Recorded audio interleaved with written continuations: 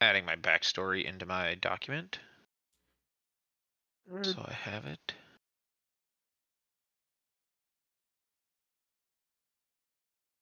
January 20th. 1/1/4/24. Banger. All right. So last time we finished off the Crystal Kingdom. You guys fought Legion.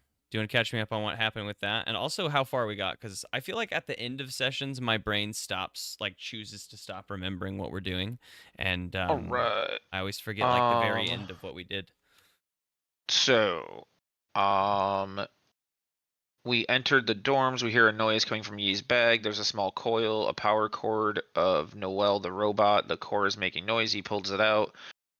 The tone says, I saw all of existence, a dark storm, a living hunger eating from within, but I saw a brilliant light heralded by 7 birds flying the storm. The lovers, the shadow, the thorned one, the lonely journal keeper, the wordless one. I missed 2, but then we saw a long oblong shape pop out from the machine. It was a long sword, the sword of the wind. Oh, it's the weapon that I. Oh yeah, we did your fantasy gashapon items. Yeah. Some good items, if I recall. Lucretia is sending us to get geared up to get sent out. The next arc is called the 11th Hour. Tim's umbrella was being a dick while training. Spelled out LUP on the wall.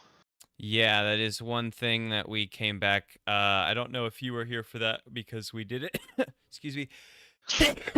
Excuse me. No, Elite wasn't there. One more. Yeah. Bless you. I went back and did a light retcon Yi, and that was like the reason that the Tim was having such trouble during his training thing, and that he didn't get as much done as he would have liked, was because his umbrella was being a dick, not necessarily his training partner. And at some point, it like forced a spell of its own and spelled out the letters LUP on the wall before going inert. Okay. That was my little retcon in post, but that was your guys'. Do you remember what feat I wanted? I don't remember. I think it was Spell Sniper. I think that's the one we're working on. Yeah. I think it was Spell It was Sniper. Spell Sniper. So, like, if in the next downtime you focus on doing that, you pretty much have that feat. Okay. Yes. It is Midnight Candle is what I got. There we go. And Also gotta remember that I can use Heightened Spell now too. I got a 3rd meta magic at level 10. What? Well, they changed what the character. Okay. What part of the did we do any of the Lucretia conversation to set you guys up for this arc, or did I say that I Yes, wanted? we were finishing up with us getting ready to go to the store to prep. What information? Yeah, we were gonna go with our gold. She gave us our gold, and then we were gonna go to the store to go buy any items, potions, and stuff like that we needed. But did she give you the info on like the mission? No. Okay. So let's do that, and then you can prep up because that makes the most sense to me, right? Like you would want to know what you're doing to prep for. So you folks were at the Rites of Remembrance for Boyland, a sort of Bureau of Balance funeral service for the members as you guys fall in the line of duty. You guys don't get, big funerals down on the planet side or whatever, like on terra firma, because you're a part of this organization, right, that works behind the scenes. And so as you see with when Boylan dies, his information is sort of fed to the Voidfish, and the Bureau comes together and has a sort of celebratory, sending off of this information. So they are forgotten from the world below, not from you folks, of course, because you're all inoculated, but from the world below. And this was interrupted by a call to Lucretia from Johan, the whom you guys know as the cannon operator, because Avi is the cellist here. I gotta keep names straight. And he says he found the information that he's out for, and Lucretia says it's time to gear up to roll out. And so you guys have gone to her office, and she checks the door behind you guys. She's always very secretive, right? Anytime we're talking about the Grand Relics, Lucretia's quiet, secretive, and trying to keep it in the bubble, right? And so you're in her office, and she says, "Boys, this one is this one's gonna be a dangerous one. Normally, when I'm sending you out, we don't quite know the dangers they can cause. We know they can be bad, right? But we don't know how bad in some of the cases they can be. This one, I'm very certain of how bad it can be. The grand relic you are to be going out and hunting this time is known as the temporal chalice, a grand relic that gives the user total control over time, over the flow of time. A power like this cannot be wielded. It cannot. The power to affect the flow of time has repercussions that ripple out far beyond what we can fathom. We have to. This is a grand relic that cannot be left to its own devices. Not that any of them can. I just need to affirm with you boys that again. The power of the grand relics, while yes, they can be enticing, they are destructive in nature, and just be on your toes out there. The power to control time, again, worrisome. I don't have a ton of information about where we'll be going, save that I know you'll be heading out to the Woven Gulch. That is the last place that Johan sent me information from. He sent us the coordinates where you'll be sent to. The Woven Gulch, you guys know to be a very hot desert region. It is a area of canyons that carve across this like very hard desert. Leaving these very deep, wide, in some places, canyons. So you're going to a hot place, and you know you're going out there. But she says, if so load up, and whenever you're ready, we'll send you off. Already. We're not ready yet. We have to go spend our gold. For sure. For sure. You guys leave Lucretia's office and head to prep up material-wise. What do I have a question though. So I, with my long sword of the wind that I got, it, you know, I customized it in D&D Beyond, but in my notes, I have it can move. I can move 2 willing creatures, up to 10 feet. I can move unwilling creatures up to, and then I didn't say anything.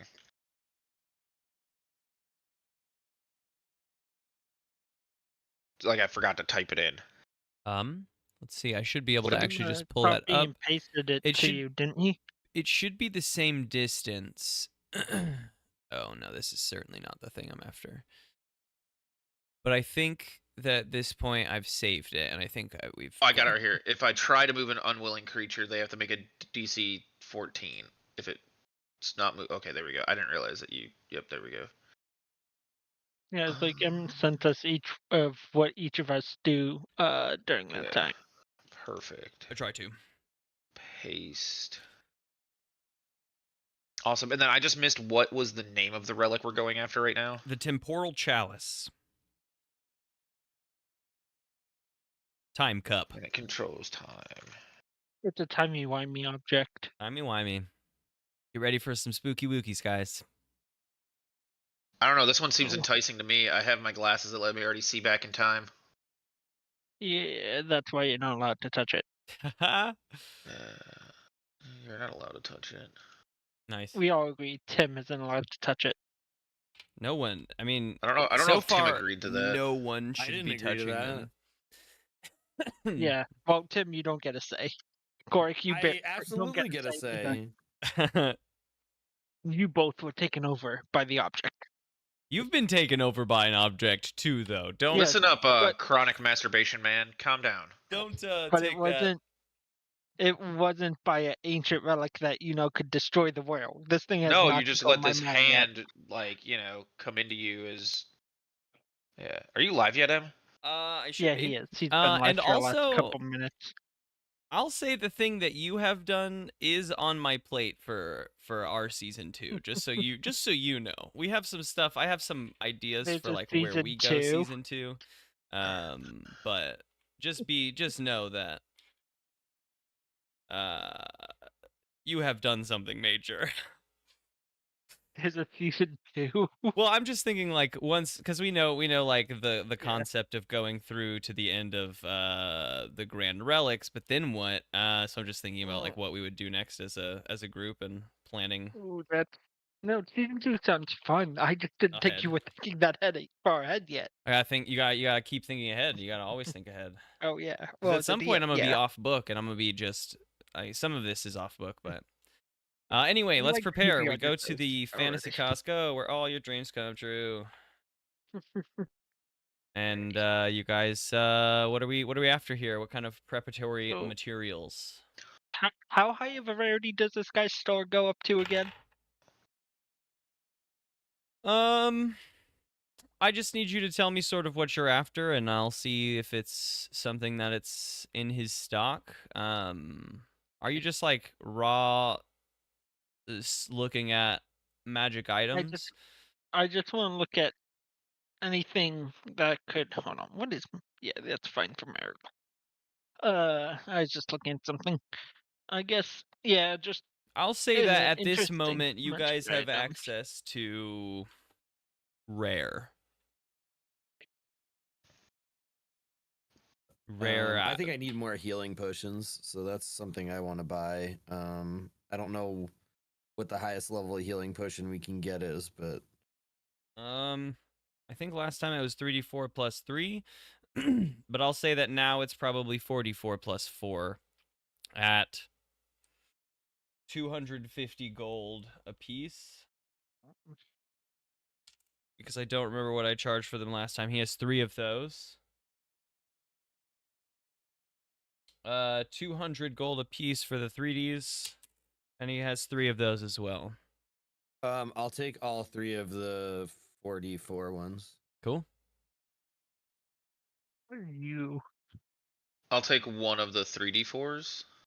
200. And 2 more of those. And then beyond that, I'll say that he has 4 of like 2d4 and 4 1d4s as well. Being 50 and 150 per.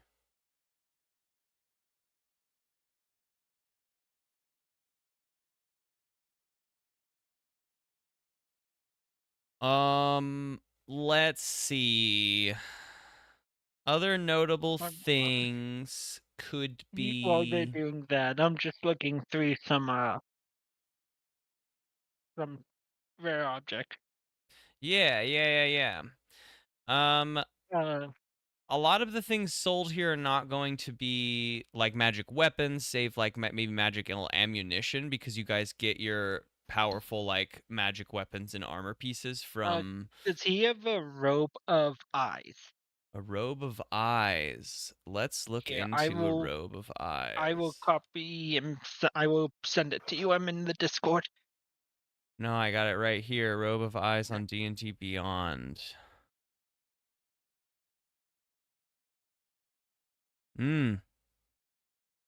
Oh.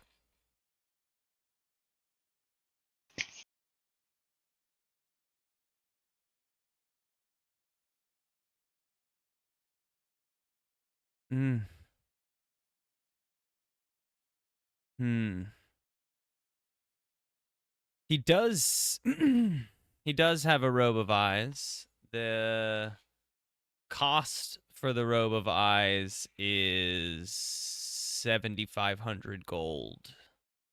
Sold. Did you say sold? 750 gold, right? No. Add a 7,500. 0. Huh? Add a 0. 7,500. 7,500, I hate how you 7,500. it's just 7,500. Just say that. It 7,500. makes It's the same thing. It's the same thing. It doesn't make sense. Yes, it does. 7,500 gold for the robe Okay. of eyes. That. Hey. That second bullet point, or that third bullet point, is I think the thing that makes Yeah. it expensive. Can see invisible creatures and objects as well as Be into the honest, ethereal I plane is didn't. mind-boggling. I did not see that part. I just saw I'll dark say that vision he and I has was a minor sold. robe of eyes that gives you everything but that third bullet point. For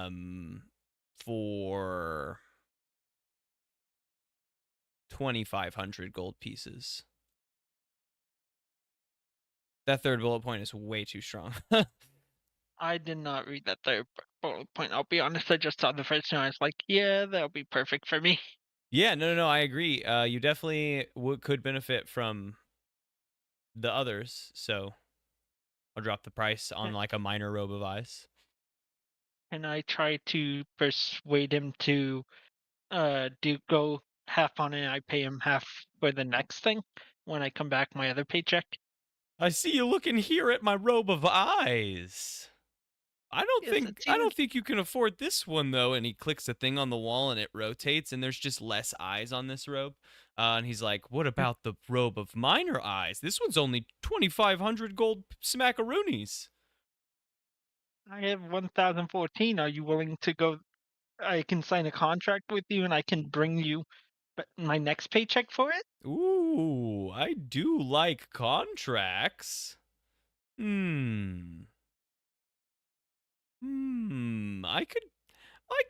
I could maybe part with my precious robe of eyes if you're willing to just give me a little bit of your blood. I'll take your 1,000 gold and just a little bit of your blood. He says, and he like rifles around behind his counter and he pulls out a book. It looks like it's kind of bound in flesh, and he opens it up. And he hands you a quill, and the end of a quill is like a little bladed quill tip. And he's like, "All you gotta do is sign your name right here on this fresh page. And that robe is all yours." I like What do you need my contracts. blood for? Huh? Oh, What do you? use the blood for a whole lot of things. Yeah, but What's it worth to you? 1,400 gold pieces?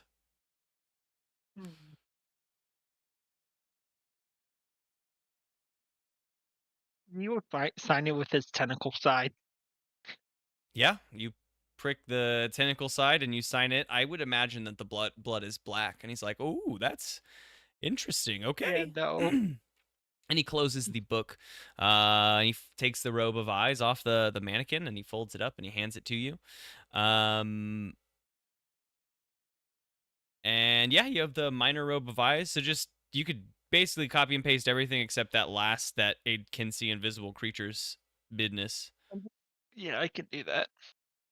And that's yours. Does anyone else want anything specific, or like you can even give me a genre of something that you're interested, or like if you have a specific skill you're trying to focus on boosting, or So on my last thing when we had like that time to study and whatnot, you gave me the ability, if I found herbs, I could create my own potions. yeah. So with us heading to a desert, I'm assuming there's not going to be many wooded areas for me to possibly be able to do that. So Not wooded areas, but there's got to be, or not there's wooded, canyon not- vegetation. yeah. But what type of, this is more a you question, what type of herbs would I be needing to make minor healing potions? And does this guy sell them? Oh, interesting. And would that be cheaper for me to buy the raw product than to buy some of the 2d4 plus 2 potions? It probably would be cheaper to buy the raw product and then attempt to make it. For sure, it would be cheaper.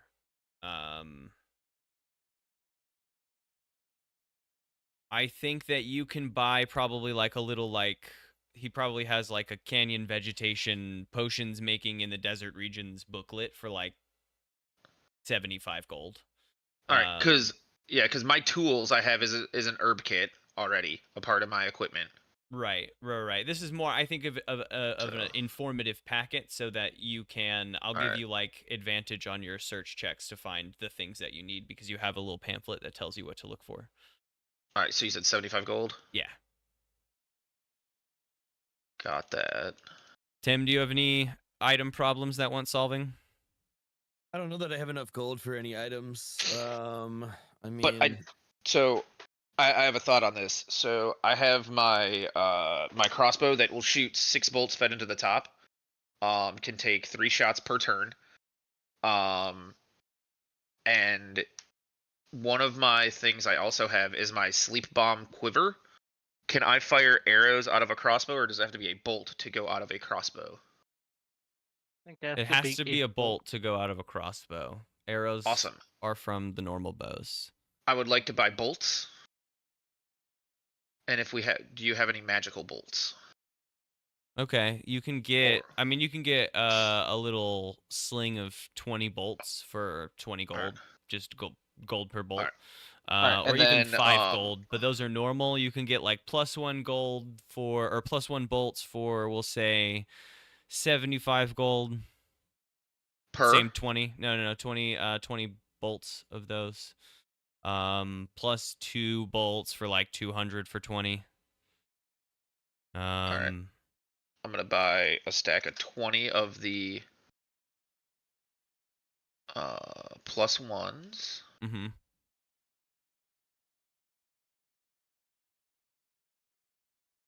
And then do you have any poison or sleep bolts?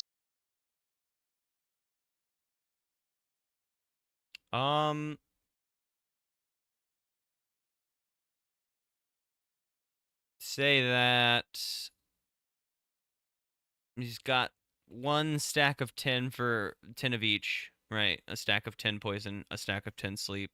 You got to buy the stack, right? And it is 120 for the stack. And I imagine that those are DC 15 checks for either being poisoned or asleep.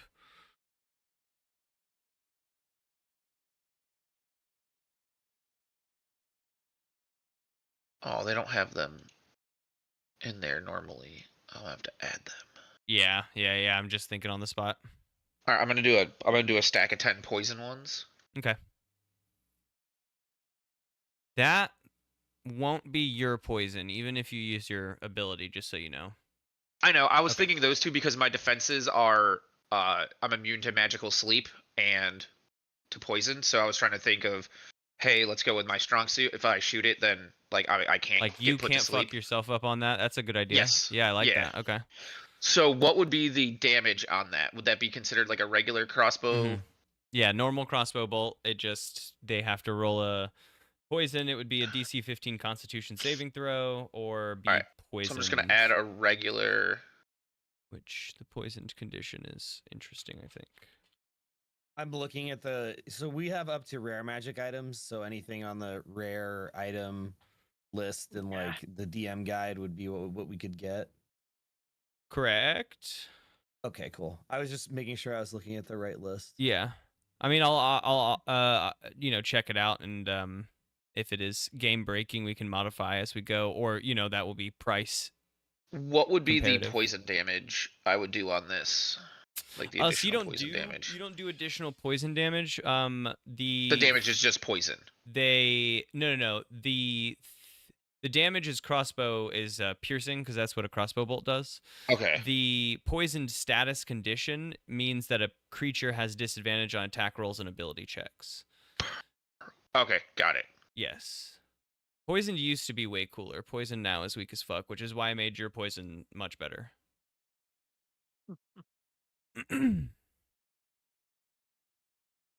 But yes, yeah, you have access to rare items. The store does. All right. One last Constitution. look See if over. he has any mana potions. What do you mean mana potion? Oh, we I did don't- do I that got a last mana potion. time. The last time it was one. If I drink it, I gain 1 spell slot, 3rd level or lower. Is the Pearl of Power? I don't remember what level that is. Like Oh, power. Yeah. Oh, that isn't in the rare. Pearl of Power 5e is an uncommon item. Oh. You can use his There it action is. to regain 1 expended spell slot. If it was a 4th level or higher, the new slot is 3rd level. So it's just always 3rd level? Mm-hmm. So you always get at least a 3rd level back and it resets every dawn the next day. Oh, yeah, okay. Yeah.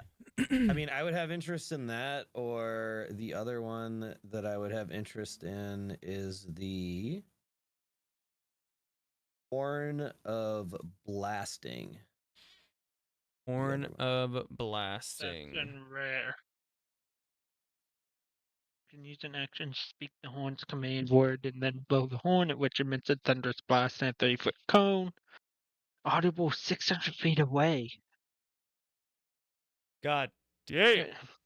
Also, Each this 15 could be con fun. save, The Horn of Valhalla would 5 be 6 thunder damage, and is defended for 1 minute. Okay, and the Horn of Valhalla. Let's see what this horn do. Oh, Oh, it's gracious. cool. I guess rare, none, Berries. or proficiency with all simple weapons. Berserk summoned. 3d4 plus 3 brass. Interesting. Actually, I think the Horn of Valhalla would be fun. I would have interest in that. I'll say that you can look at the price for all of these and make decisions. And also, you guys can work together on money. If you guys have stacks of money left over, if you're not stingy, you can maybe make some purchases happen. Pearl of Power. The price tag is 2,000. Horn of Blasting. Jesus. 6,000. And the horn of Valhalla, because that can get out of fucking hand. Berserkers summon 5d4 plus 5. That one's 10,000. Well, but that only depends on what I roll. Like I have to roll a d100 every time I use it. So I could end up. Yeah, and it's a 40% chance of having a minimum of 3 berserkers. Yeah, I guess you're right. That's fair. Which is 3. Let's see. They have each 67 hit points. Yeah, 100%. 10,000. Because that at minimum gives you 3 like melee dudes to guard you. That's crazy. Which is cool. That pretty much, yeah. That's money, but very powerful. 5d4 What was the plus first 5, item you were that would looking have been at, how Toxic? much? Pearl of Power I mean, for 2,000. It's the Pearl of Power, 17. but if it's 10,000 gold, I honestly might save my money for the Horn of Valhalla because I see that being super helpful. I would save your money. Yeah. What does the Ring of Protection go for? Let's find out. And then And remember while requires we're looking up. attunement. Yep, exactly. Remember that we can only be attuned to 3 items at any given point. But I also, for your guys' perusal, did create a feat that allows you to attune to more magic items. After reading the actual thing, there's 4 different levels of the Horn of Valhalla. So the silver horn only summons 2d4 plus 2. The brass horn is 3d4 plus 3. The bronze horn is 4d4 plus 4. And the iron horn is 5d4 plus 5. But why do you have to roll a d100? That is what I don't understand. Because I think it on a 1 through a 40, you summon the things. On a 40 through 100, you don't. Is I think how the way that I'm reading the item. Let's read through. Okay, I'll read through the actual text because I don't think I actually read word for word. You can use an action to blow this horn. In response, warrior spirits from the Valhalla appear within 60 feet of you. They use the status of a berserker, which is insane. They return to Valhalla after 1 hour when they drop to 0 hit points. Once you use the horn, you can't be used for 7 days, so that's a good balance. 4 types of horns are known to exist, each made from a different metal. The horn's type determines how many berserkers answer its summons as well as its requirements for use. The 300 might be which one shows up if you roll. The way that I read the item is a silver horn of Valhalla summons 2d4 plus 2 berserkers. So you roll 2d4 plus 2, and that's how many people it summons. Right? Yes, the d100 is the randomly determining what kind of horn is there. Yeah. Like upon finding it. So if you roll a 0, 1 through a 40, it's a silver horn. If you roll 41 through 75, it's a brass horn. 76 Correct. through 90, And I it's a can bronze leave that horn. out of it and say that the 3 berserkers summoned horn, the silver horn, I'll say is that's a lot of dudes, and they all have 67 hit points. Let me think about that. It That's is more gonna hit points than be us, that or than me is right now. I have 63, so more than me by a little. I have 82. It's less than me. yeah, sure, but you know that you've classed into high health. Yeah, I do. Yeah. That's kind of not fair.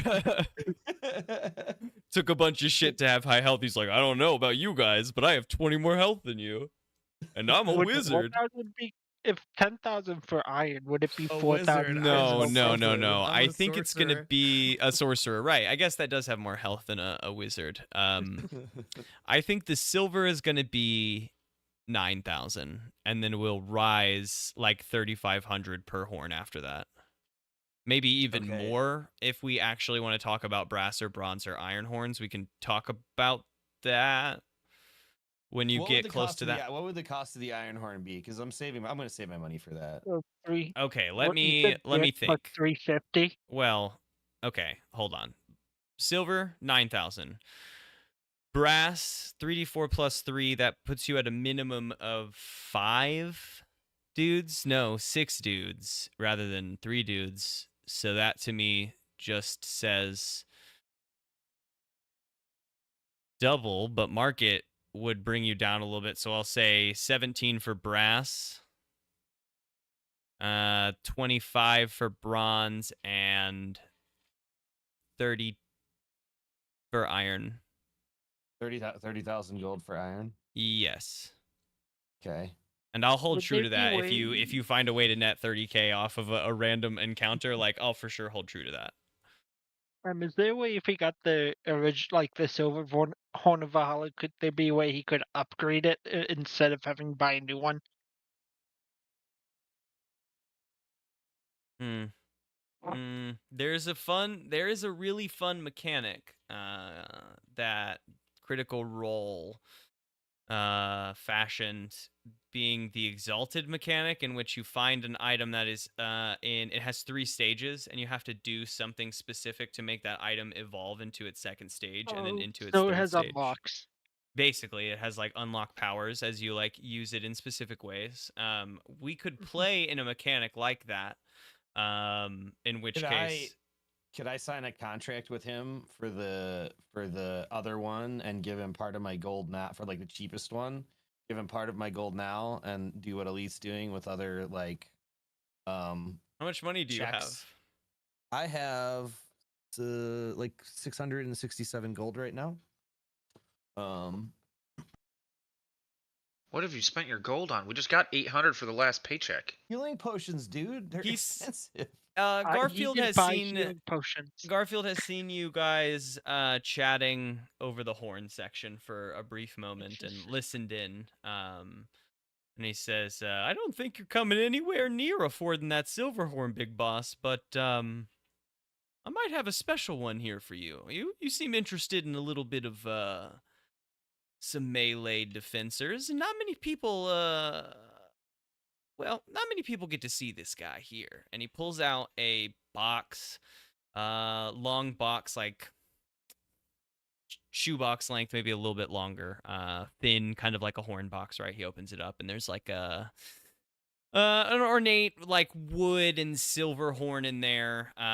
It looks pretty, I said ornate, but it actually looks pretty basic. It just is well made. And he says, if you want to make a deal, drop what you got going on.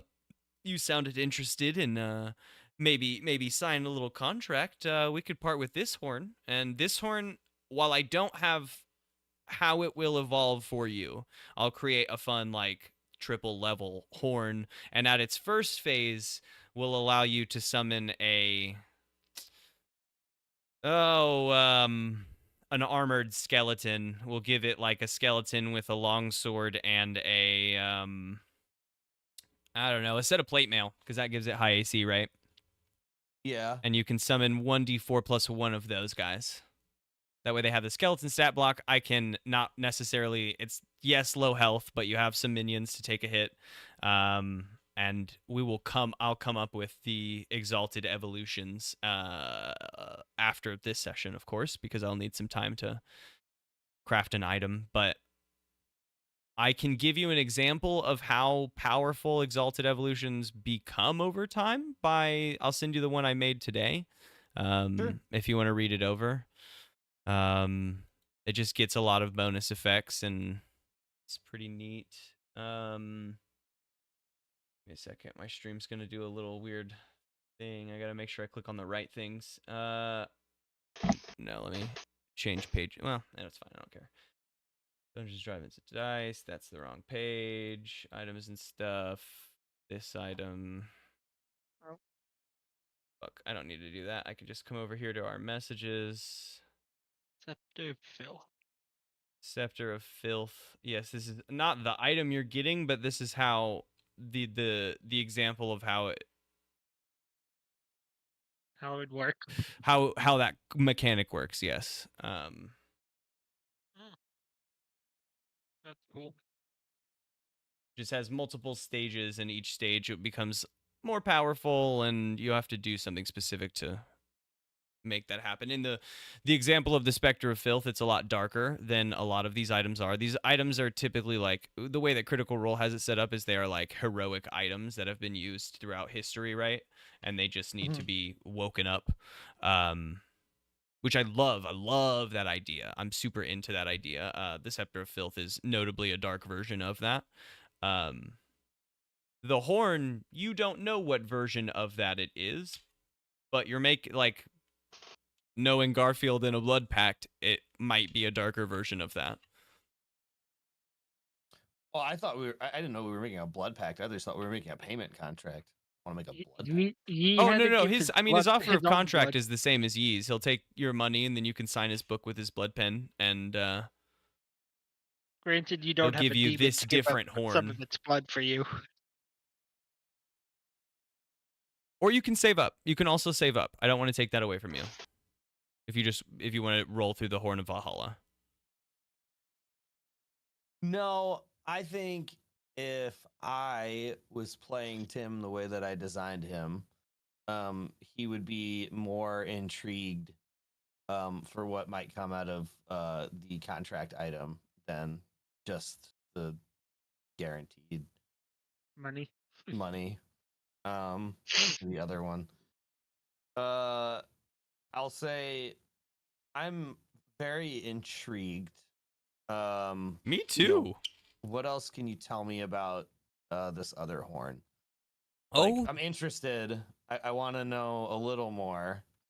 How much it costs and all that and whatever. Its cost this time very much is 600 gold plus signing in my little book. This item isn't typically on the shelves. Don't get coming by an item that is dormant now. It's very rare indeed. Not necessarily a thing I would pass up, but in it being dormant and it being a little off the books, I know that it's a horn, and I know that it'll summon you some physical baddies. Beyond that, you might have to learn yourself.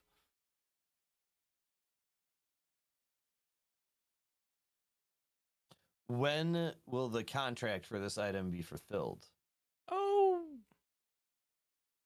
When you sign the book. No. I just need a little bit of blood. That's all.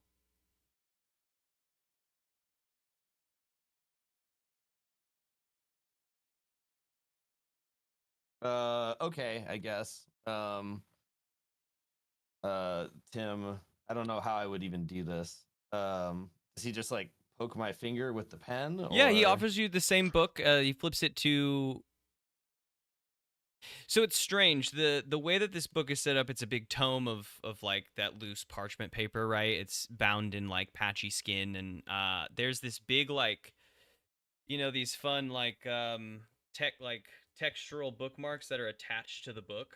that you like fold down, and that is your bookmark. He didn't move that. Like, it was on the same page when Elite signed it. He just opened it up to that bookmark page, and he does the same for you. It doesn't move. He doesn't turn the pages. He just opens it up, and it's flat and blank, and he hands you the pin with the bladed tip. All right. I go ahead and sign the book.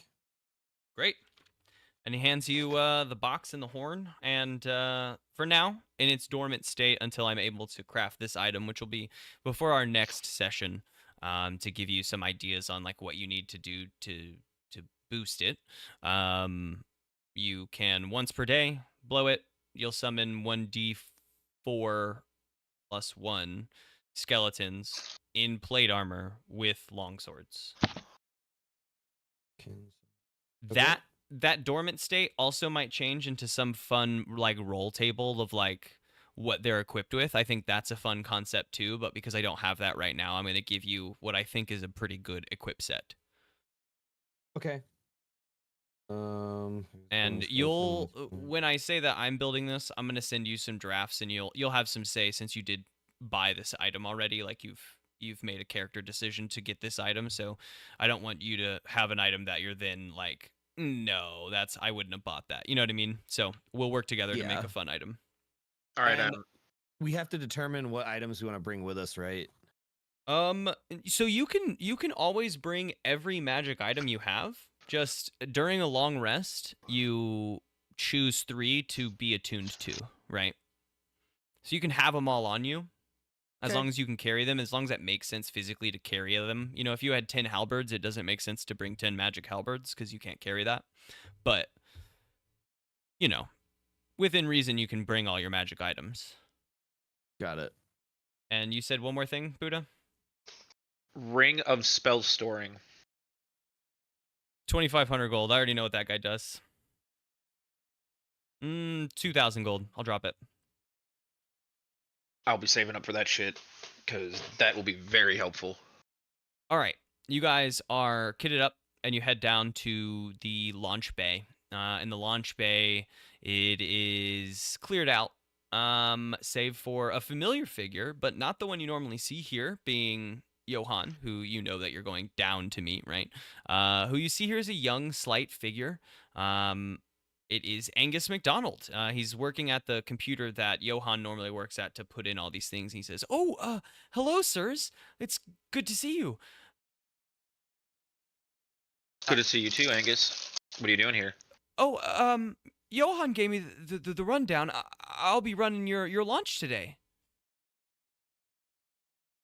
Great. Okay. Well, I'm a little nervous because I've never done this, but I'm sure I'll get you down there just fine. And he says, load on in. We don't really have a choice, do we? I don't know. I'm certain you could find your own way down there. I could follow style. You get it, I guess. All right, I get in. Yeah, you guys load in. Angus loads up the buttons for you guys, and you get launched. He says, "Okay, here we go. Countdown in 3, 2," and you get launched right before he says 1, and you hear a oops, and you are launched. You're flying much more horizontally than you typically have been. You're flying in a pretty straight horizontal line, out far and away. You fly over the scenes of a lot of places you've seen before, right? You fly over Gold Cliff. You fly over the big black glass obsidian circle. Some defeats, some successes as we're flying. Your orb, as it begins to sort of descend slowly, right? You are beginning to cross over this very heated, arid desert, cracked land, jutting all across the land. It actually doesn't look like there's a lot happening besides sand and just hard earth up on top, but you see these like cracks, these fingers of gouged earth crisscrossing the land, and you know that you're crossing over the Woven Gulch. There's this huge canyon you're flying over, and near the end of that canyon, you actually see this weird. It's kind of down below you, but you see this big bubble, this big sort of translucent silvery bubble, and you guys know that you have a sort of brake lever, and you can see Johann down at the base of this bubble setting up with some sort of giant machine, and you guys pull this brake lever, and your orb begins its descent and crashes into the earth. Crashes. It is kind of a crash every time, right? But you guys are fine because you're strapped in, and you get out into the wave of heat that rushes over you, and you see Johann working next to. Now that you're here, a massive cannon. It looks kind of similar to the one that has just shot you out of the Bureau of Balance headquarters. And this cannon is pressed almost right up against this giant silvery dome. And now that you're down here and looking at the dome, it's interesting in the way that when you look at it, it's this big silvery opaque kind of barrier, and as you stare at it, what you get the sense of seeing is what's on the other side of that barrier, right? Not that it's invisible, but that when you look into like this side of the box, you're seeing out of this side of the box and missing everything in the center. You know what I mean? Yeah.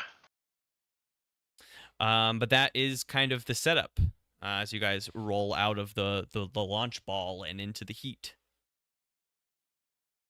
Well then. And Johann says, "Oh guys, you made it." I'm guessing that's where the artifact is in. Huh? Oh, big silver bubble. Well, the best thing we imagine so. This is definitely sort of the fingerprint of the temporal chalice, but I can't quite see within there. There's a lot of he holds up this weird device that he's holding, this big this handheld screen, and there's all these readings going over the place. He says, very timey-wimey over there, so it's drawing all the right sort of lines. We were thinking that this is probably the place. Yes. Okay. But we're gonna. You see a smaller ball than the one you guys flow in. Not so much smaller, but smaller. Small enough to fit in this cannon, right? And he says, we're gonna strap you into this smaller ball. And I've done some tests with rocks and firing them through right as the sort of synchronicities line up within the bubble. And I think that a little effort, we can fire you guys right through that bubble. We can get to the bottom of what's going on in there. The ball safe? Yeah. I've outfitted it with tons of little charms to help with the speed and sort of the whiplash that you may experience. Can I do an insight check to see if he's telling the truth? Because he does not trust him right now. Yeah.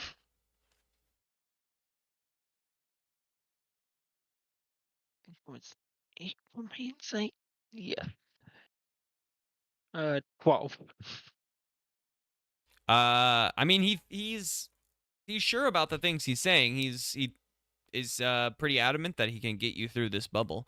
It's not 100% that he is being honest about, but what is? As you guys are talking, I need you to give me a perception check, all three of you, and I'll be right back while you make those rolls. Hey, I get advantage on my perception checks. Oh, that's actually a pretty good one for me.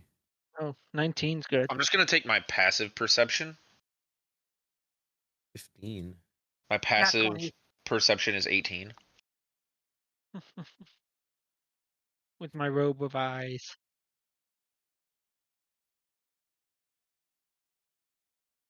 Yeah, I got a nat 20.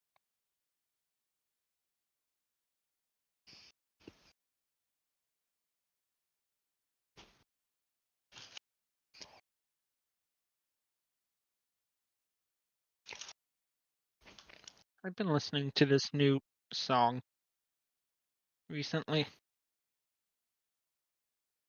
That's based around sea I'm gonna run to the shanty bathroom real kind of quick. style. All good. Oh, Okay. Em Oh, just got back no, that's and okay. Buddha just left. That's all right. My bathroom's 10 steps away. Okay. Perception checks. 15. My passive is an 15. 18. And I got a nat 20 because I get advantage with my Boiis. So I got a nat 20.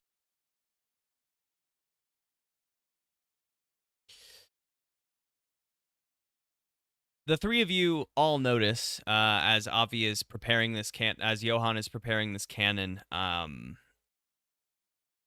He's doing some final checks, over the device, and three of you notice behind you down the canyon a little bit. You see a little bit of earth moving. See a little bit of earth kind of roil up over itself, and it's coming towards you, and splits off into three distinct channels of moving earth, and they're all coming at you. These three channels of earth, and as they approach, they begin to encircle you and we'll say your group. We'll say the three of you. They basically have encircled. No, they've encircled the three of you. No, because I'm trying to think of how I've set this up. Johann is over by the cannon, and then there's a circle of this roiling earth, and then you guys are in the center of that circle. They've encircled you. And coming up out of the earth is these very large, scaly, purple worm figures, and they raise up out of the earth about 10 feet. They're hissing, and what do you guys do? They're on all three sides of you, and they're hissing, and they seem to be in distress. Wow. Hold on. What were the descriptions again? They're purple and what I'm hissing and Three purple worms, about 10 feet, coming up out of the earth. Purple, well, scaly flesh. he's gonna reach over and with his try stealthily reach over to Johann and tap him on the shoulder to turn him around as he's doing whatever he's doing. Johann is outside of the circle working on the machine. I guess he Oh. stopped working on the machine. He's like kind of backing up to it, and he's like, guys, we can't have the cannon damaged.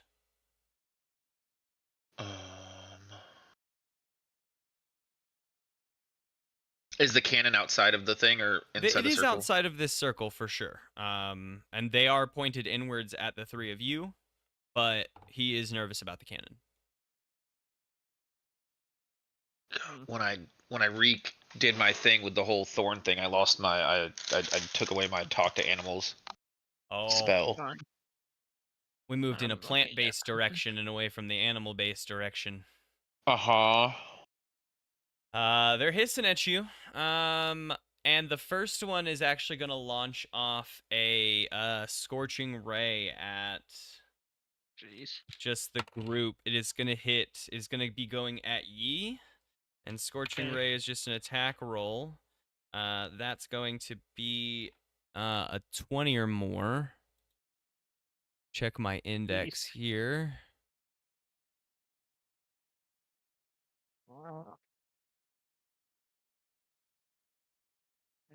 That person that did this did an 75% job, and it's like so close in most of the cases, and then in all the rest of the cases I'm like, but he said it out loud. Like I listened to it as much as I know that this person must have. Okay. Yes, it fires off a scorching ray at Yi, and it hits Yi with a 20. Yi, you are gonna take 2 fire damage. Look at that. It blasts you. Give me an insight check as that scorching ray hits you. Okay, insight. That I think is my +8. I can do, yes.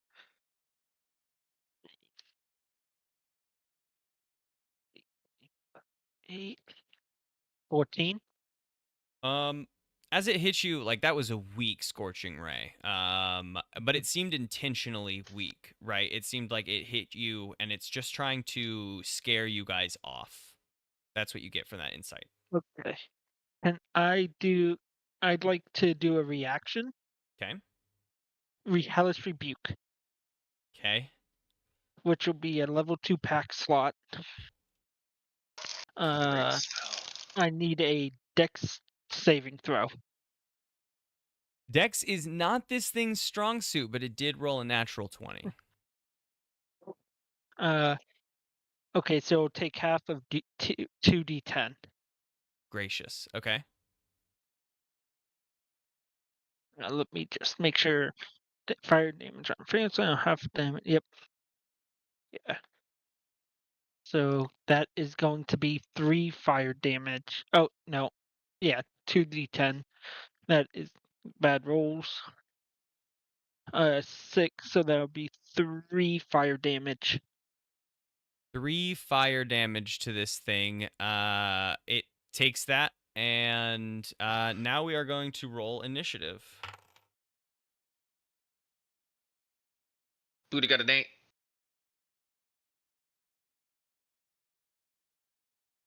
20 plus 3. Oh god, not 1. 14. That is a 4.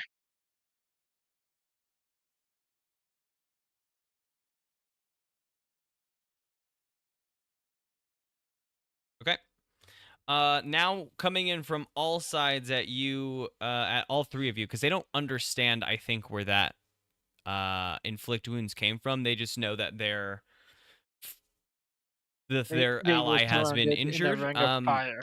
And they are all launching those scorching rays now in at the group. I'm just gonna put one in at each of you. That is a 14 to hit ye. How are we playing it? Does armor class beat attack, or does attack beat armor class? Armor class is the number that you are safe at. So that number and below you are safe. I have a 14 Okay. AC, so. So 19 to hit Tim, and a natural 1 to hit Buddha. So I'll do that one's damage to itself. It just sort of gets caught up in its Hold throat. on. That was I just. The Sorry, 19 does hit me. Also, I was trying to decide if I want to waste a counter spell or not. 3. It's Scorching Ray, right? It is.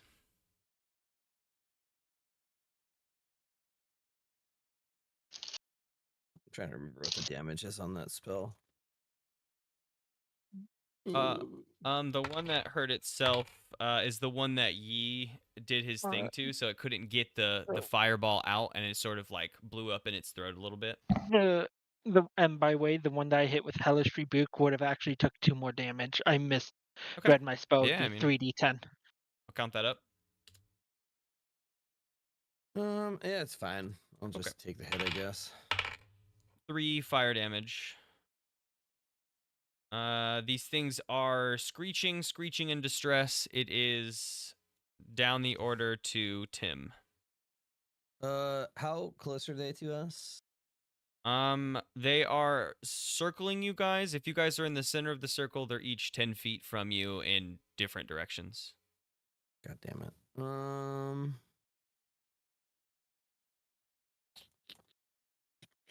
Anybody got anything good in animal handling? It's not ideal. Yeah, I'm +8. I'm proficient in animal handling. No. Well then. Oh yeah. Also,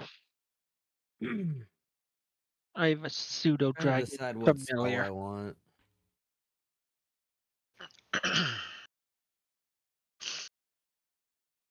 Question: if I have a spell that I can use at will, like That will on that your means turn. on your turn, but yes, like as an action usually. Sometimes it'll say as a bonus action. yeah. So that was when I hit level 10, a part of my new feat, like my class feat we did. I gained what was it? Spike growth. Yeah, that's definitely a as an action.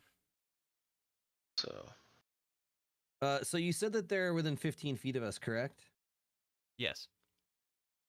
I am going to use my ring of power or pureless magic because we're like surrounded. And I am going to cast Burning Hands with that. So that would be a 5th level cast of Burning Hands. I need a dexterity saving throw for all of the creatures within 15 feet in front of me, kind of, because you said they were about 10 feet apart. Yeah, I'll give They're you 2 of separated. them. I can give you 2 of them on that. Yeah. Dexterity saving throw. That's an 8 and a fucking like -2. Okay, so they both failed. So they are going to take.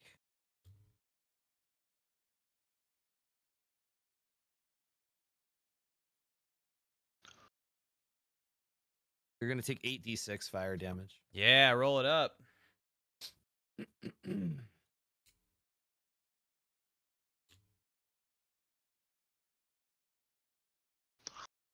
31 fire damage.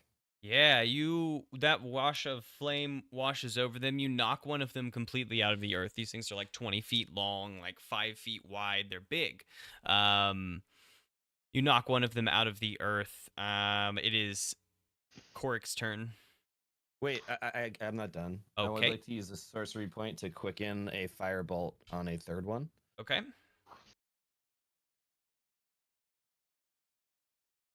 Sure, don't let me have any fun at all. 22 to hit. That hits. Cool, so that's another 2d10 fire damage. Nice.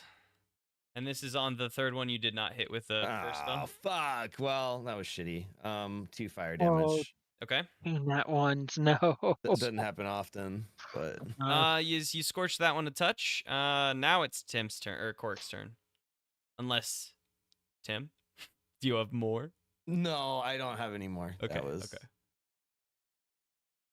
Korik, you got 2 baby worms in front of you, one knocked out of the ground, the other next to it, sort of like kind of defending it. The other one is behind you guys.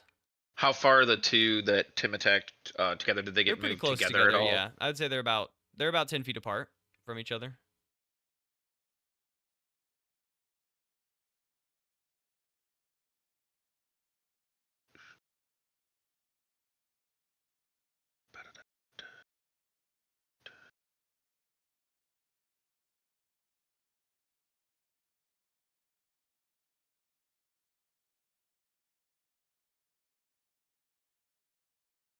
Actually, Tim, give me an intimidation check with that. Intimidation? Yep.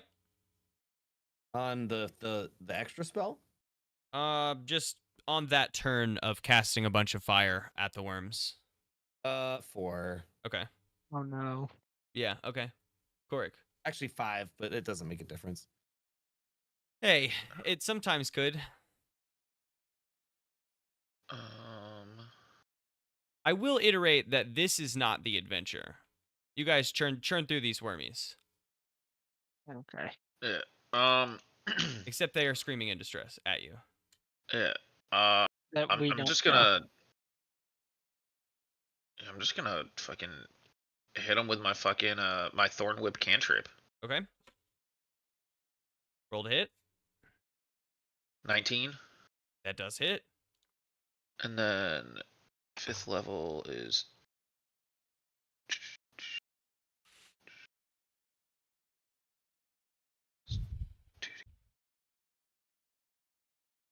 all right, here we go. I cast a spell equals an proficiency bonus. Deals an additional 1d6 damage increase. 1d6. I do 4d6 damage. A lot of damage. Right.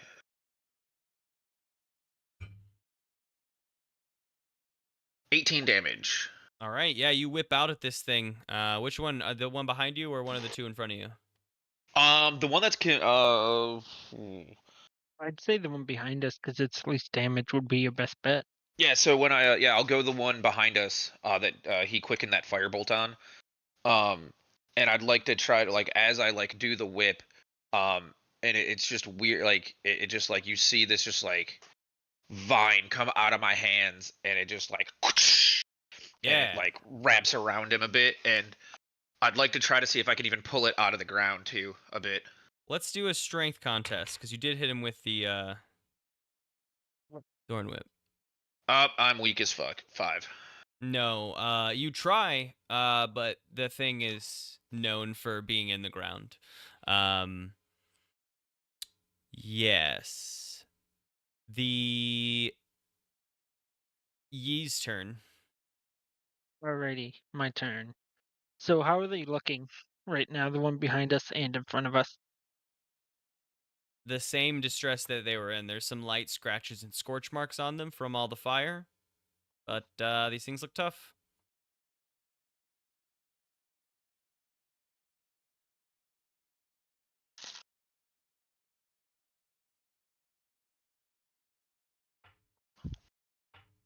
Okay. I will need another dex save, if you will, Failure, from the 7.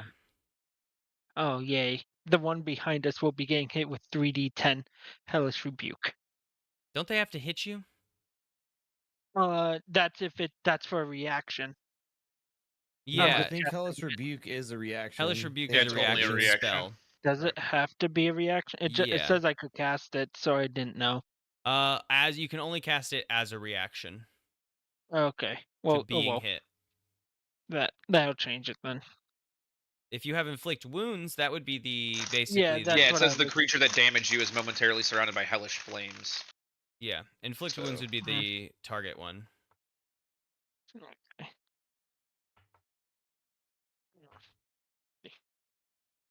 Fair enough. Either way, then I have to re-roll. Let me roll for damage. Oh, you Roll. you are using inflict wounds? Yeah. Cool. Because that means you do have to. Dirty 20. Yeah. Inflict. Yeah, that hits. How far are they from me? From us? Would you say the back one is? 10 feet from you. So I could whip my arm out and hit it Yeah. from where I am. Yeah. So he will be taking 4d10 damage. Okay. And that would be 30 damage incoming of target of necrotic damage. Yeah, there's some black marks just appear across this thing's skin as you strike it with your tentacle. These things, after this round of like what being washed with fire and necrotic damage and being attacked, they screech and they dive into the ground and begin tunneling away from you guys. What's his name? Johan says, "Oh, that could have gotten bad. I'm glad they didn't come after the cannon." I don't know though. I've never seen a purple worm that small. Usually they're like huge. Like huge.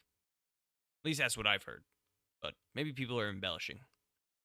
Would we be able to tell that they were running away from something originally? You can give me insight checks to figure out sort of maybe their approach. You can give me a nature check to get some information maybe about the animal. Yeah, if we want some knowledge. 25 for insight.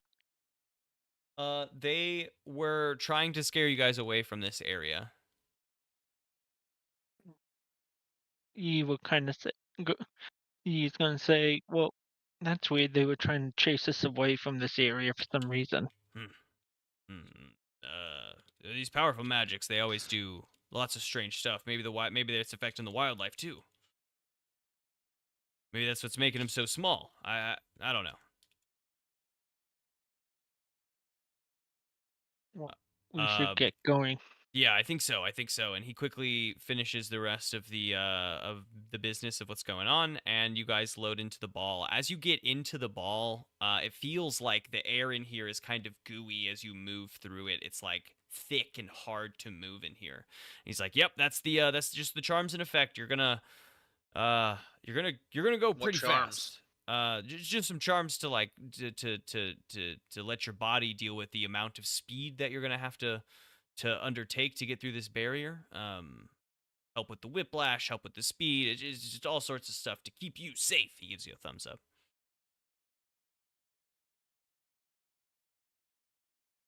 All right. And you guys are loaded into the cannon.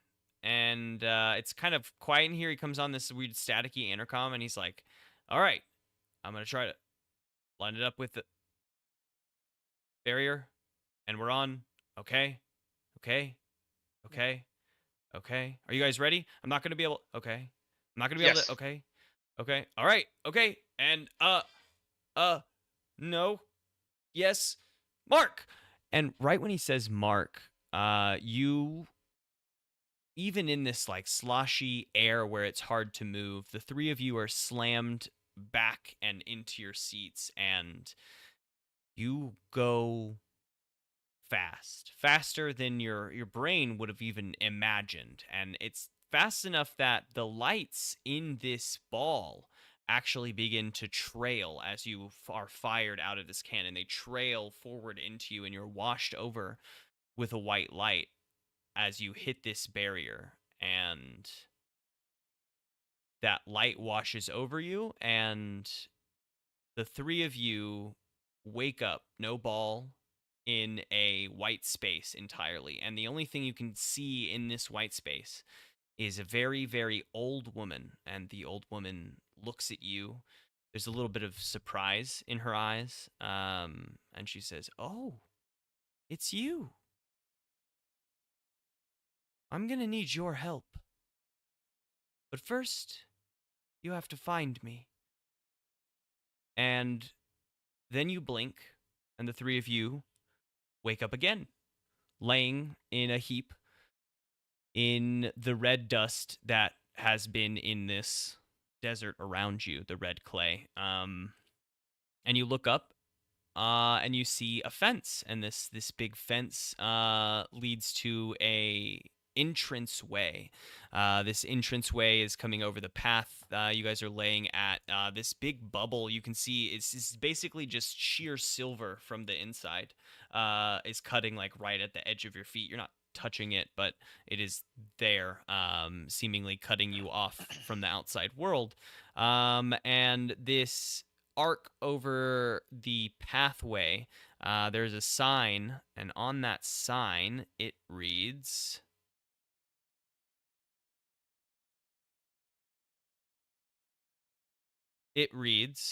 "By their sacrifice, our home is made safe." And underneath the sign, you spot a large figure. This large figure is dressed head to toe in the thickest armor you've ever seen. And at the joints of this armor, you see pools of red, sort of mucky substance coming out of all of the joints. And this figure stands in the archway of this town, seemingly blocking the path into what you can only moderately see behind it is a town. Is he dead? Like, is it? No, it's just standing there. It's standing there. Okay. It's holding a halberd that's pressed into the dirt next to it. Okay. Hmm.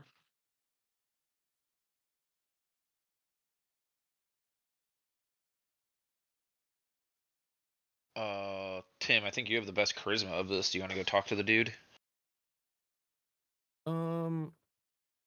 Yeah.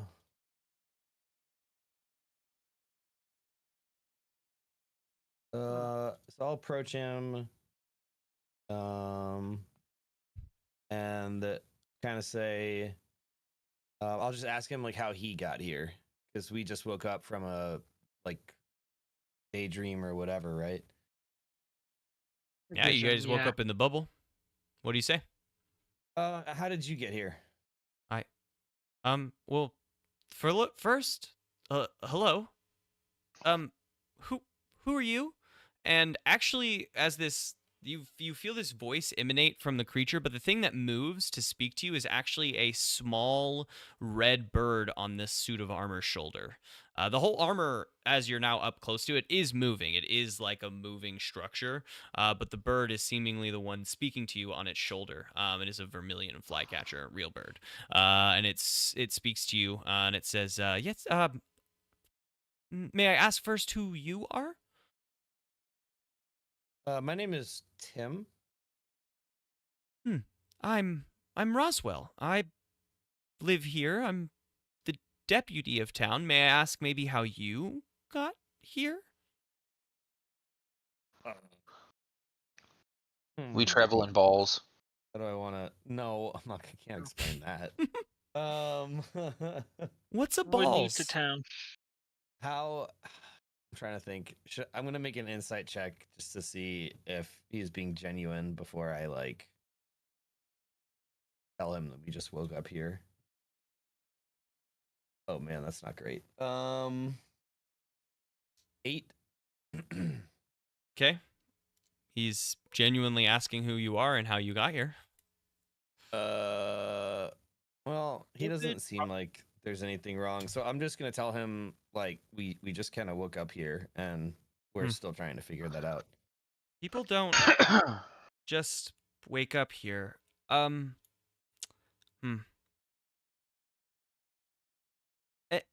May I ask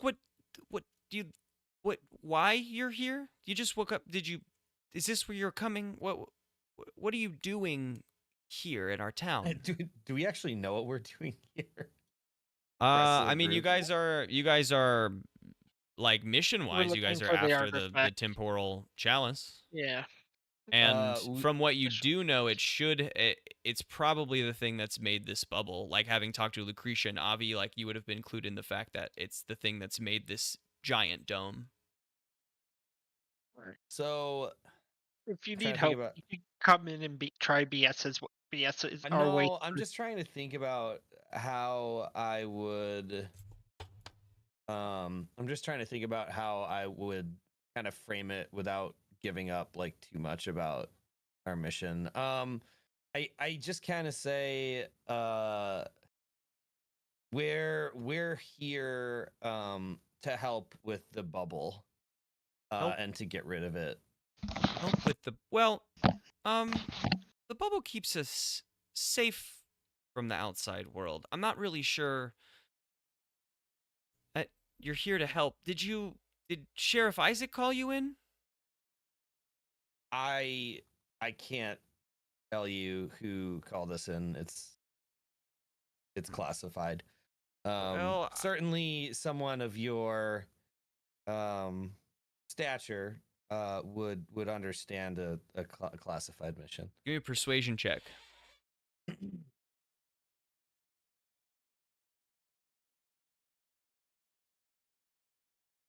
Uh 20, 22, 26.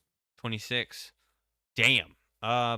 Says okay, and you can understand that you're being just only a little shady, but I can definitely understand a classified mission. But Sheriff Isaac kind of left me in charge while he was out, and I think it'd just be best if maybe you talk to him. Maybe you could accompany me back to the sheriff's station, and we could wait for him there. What do you guys think? I'm okay with that. Yeah, that can work. Okay. Yeah, we can. We're not under arrest or anything. We're just. No. Can I go have a Of course conversation? not. As long as you're not here to cause trouble, there's no reason to arrest you. Nope, we are not here to cause trouble. Well, wonderful. Follow me right this way. And Roswell, I think they introduced himself to you as Roswell. I'm not sure if they did. Mhm. You did ask their name Yeah, that's kindly. But Roswell steps out of the way and begins to lead you into the town. I'm going to send you guys a little map here of our town. Yay, maps! A map. Yeah. This is just a reference thing. This is not going to be a grid-based situation that we're Yeah. keeping up with. But it is important that you check out this map and get to know it, because this is where we're spending our time. And in fact, I am going to look at it as well, so that I can Okay. begin to explain. You guys are starting Oh, down at the make very a- bottom of this map at the entry gate to the town refuge. Now that you've gone beyond the gate, you can see little Hey. signs every now and then that refer to the name of the town being refuge. You pass by a number of shops. The buildings in this town are sort of ramshackle chic. Imagine like Fallout, right? Like the way that things are built up out of like sheet metal and plywood and whatever they can get their hands on to build these buildings. They're built in a way that's more than livable, but ramshackle chic is definitely the word. As you come into this main gate, there's a well off to your right. You pass a bar saloon like building called the Davy Lamp and a small sort of you can see into the open door in the beginning that in the front of it that it's kind of understocked supply depot called Helpingtons. Up the main thoroughfare, there's a few more buildings, a giant manor at the end, and then a group, like a pretty dense cusp of trees that cut back and further out. Um, the thing dominating your view as Roswell leads you down the main thoroughfare is this statue at that T of the road. It's unlabeled, but it's just there. And the statue is of three figures. It's like a bronze brass statue. And it is, let's see, the best description is probably here. The first figure is the smallest. It is a young human girl. She's wearing a knee-length dress. Her hair is cut in a bob. She's holding hands with a big, burly gentleman.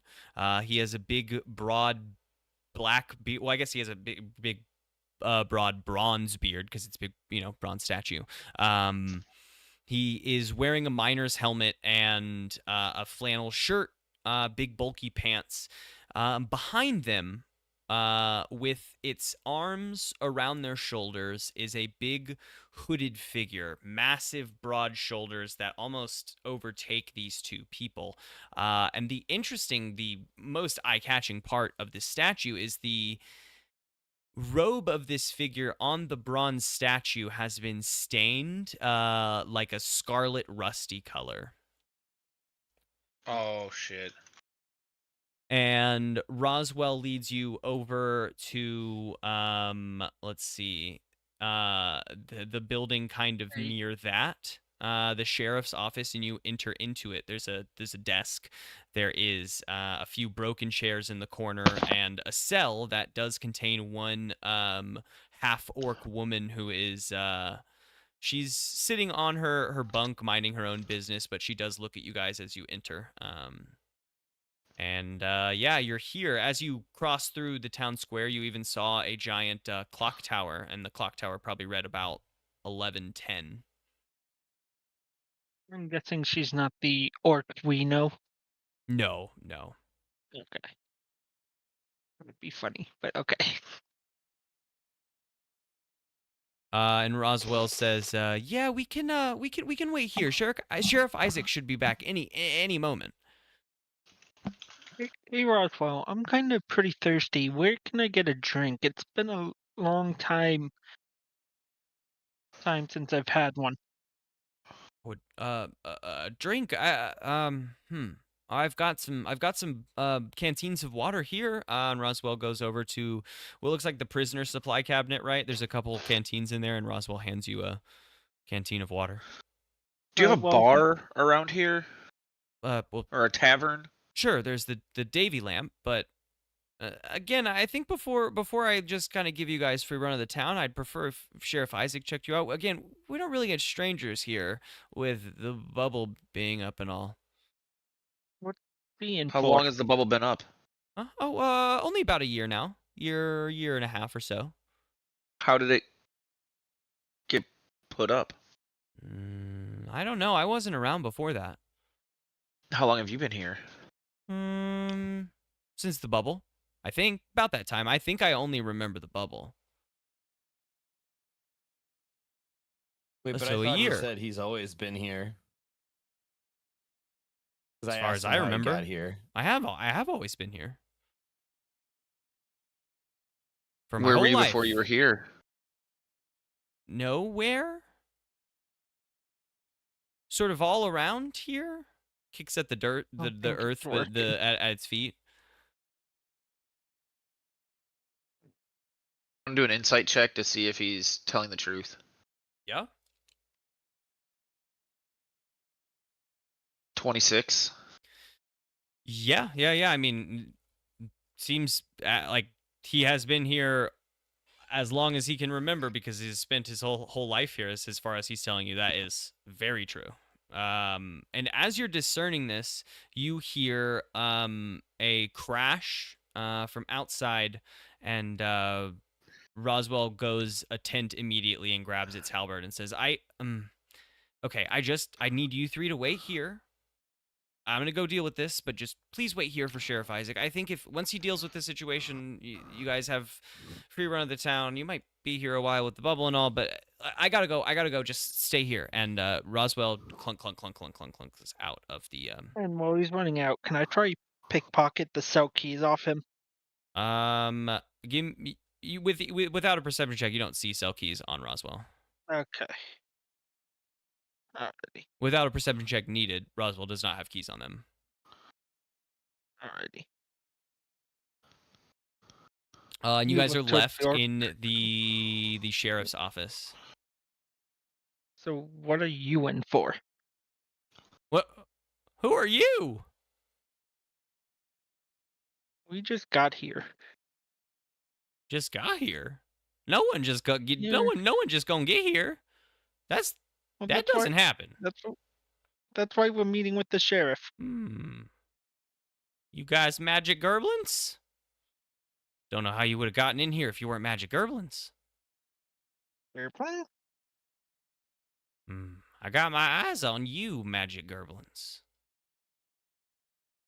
Who are you? Me? Well, I'm Cassidy. What'd you get to do down in a cell? Well, I ain't done do nothing.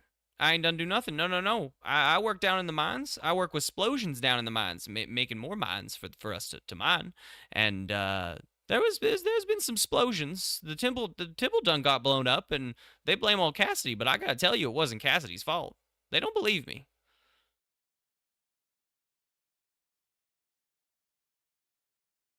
How long have you been stuck in a cell for? Only a couple days. They'll let me out once they realize I didn't do no explosions on the temple.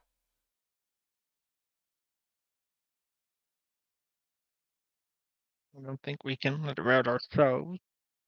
There's a desk, broken pile of chairs. There's some cabinetry. Yeah, I mean, there's not a ton going in here, guys. You guys are just told to wait. Are there any part of the desks that look like that seem locked? There's a couple drawers, and the top one is just sort of, it has some paperwork in it, loose paperwork about the various buildings in town. And then the second drawer is locked, actually, yeah. And ye tried to sleight of hand unlock that? Sure. Give me a check with your thieves' tools. Your old thieves' tools there. Oh, we can get back to our image now that we've looked at our map of refuge. Plus 11. 19. How does his hand affect? Oh, that's right. I gave him thieves' tools. So. Yeah, you As a and gift, Toxic yeah. both gave me normal with thieves' tools, one-handed for each. Thieves' tools and disguise kits. So what'd you get? 19. Yeah, you pop that lock right open. You open it up. Okay. What's in here? You pop open that drawer, and immediately you hear a very loud klaxon. Wee wee wee wee. And as that's going off, you see a ring of keys in the drawer. Oh, found the keys. But just very loud alarms going on. And Cassie actually perks up and she says, "What are you doing over there in the desk? We got thieves. We got thieving gerblins." I'm going to try bullshit my way out and go, no, that I accidentally bumped into it while trying to figure out where to refill my canteen. And you hear a clunk, clunk, clunk, clunk, clunk coming running back in, and it is Roswell. They have a little bit of their axe has a tiny, or their halberd has a tiny bit of blood on the tip of it. And they're like, "What? I leave you guys alone for 5 minutes, and you're already causing trouble?" I'm sorry, I was trying to figure a place where to fill my canteen. I'm really thirsty. I didn't do anything. I'm So just you looked in standing the here. locked I drawer of literally my did desk. nothing. I'm just standing there. I was not a part of that. I didn't see anywhere else to find water. Look, no, You kind of had to stay here, so I couldn't. And I wasn't trying to leave to do it, so I didn't know where water could be. no. I think not. You watched me grab the water for you. No, and it begins to wield its halberd in a more aggressive stance, and it says, I gave you the benefit of the doubt. You're going through locked things. I'm gonna need the three of you to step into the cell with I Cassidy. didn't do anything. I didn't do anything. Guilty by association. I'm not guilty easily by association. I did not do I anything. can't trust any of you. The first thing you do when you come in, any of your party has come into the villages to break into the first thing presented to yourselves. I'm gonna have to ask the three of you to step into the cell while we wait on Sheriff Isaac. No, Listen, sir. I didn't do If anything. you want to, our klutzy friend over here, if you want to cage him up and lock him up, I'm okay with that. Myself and Tim, we're just leaning against the wall over here. Maybe your already arrested foe friend over here can, ask them what happened. And I don't think that's the looking at wisest the idea, halberd, but they okay. say, Cassidy, what happened? She says, well, I didn't see the whole thing, but when I looked up, they were leaning over the desk, and they were in it. They were looking in that desk. Not done for Bitch. sure.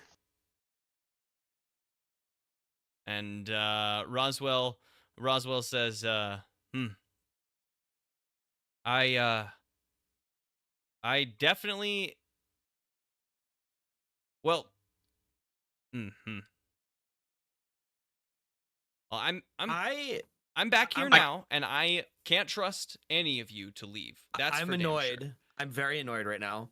I am going to intimidate him by starting to prepare a lightning bolt, and I'm not going to shoot it, but I'm going to let the lightning kind of come from my finger, and I just say, "Mister, it would do you wise to leave us alone. We've done nothing." Would like a. You can definitely give that intimidation check. Give that intimidation check, because you're doing that first.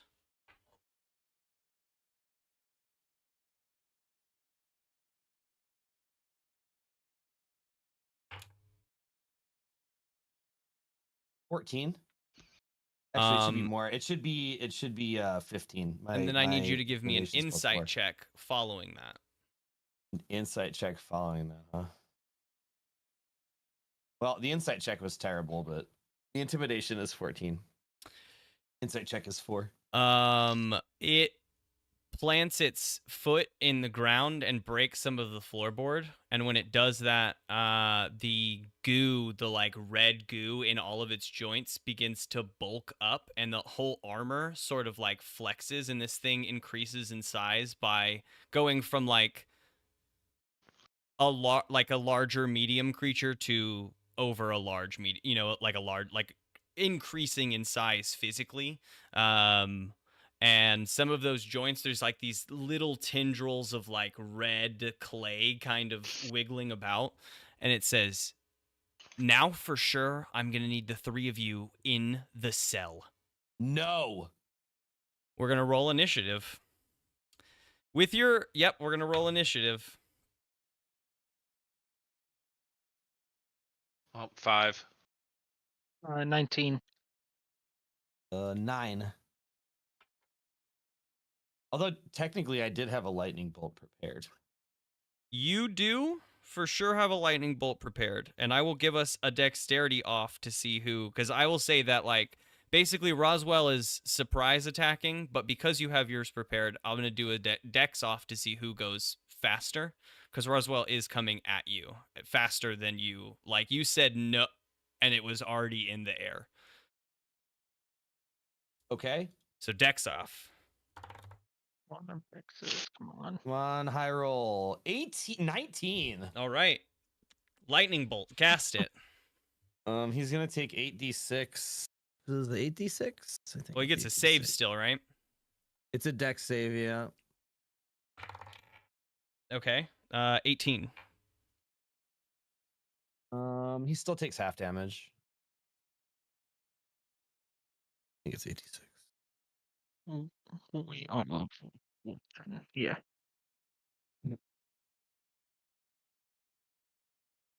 What level are you casting it? Jeez. 25. Oh, and I'd like Half to of use my 29. little brooch to see if I don't expend a spell slot.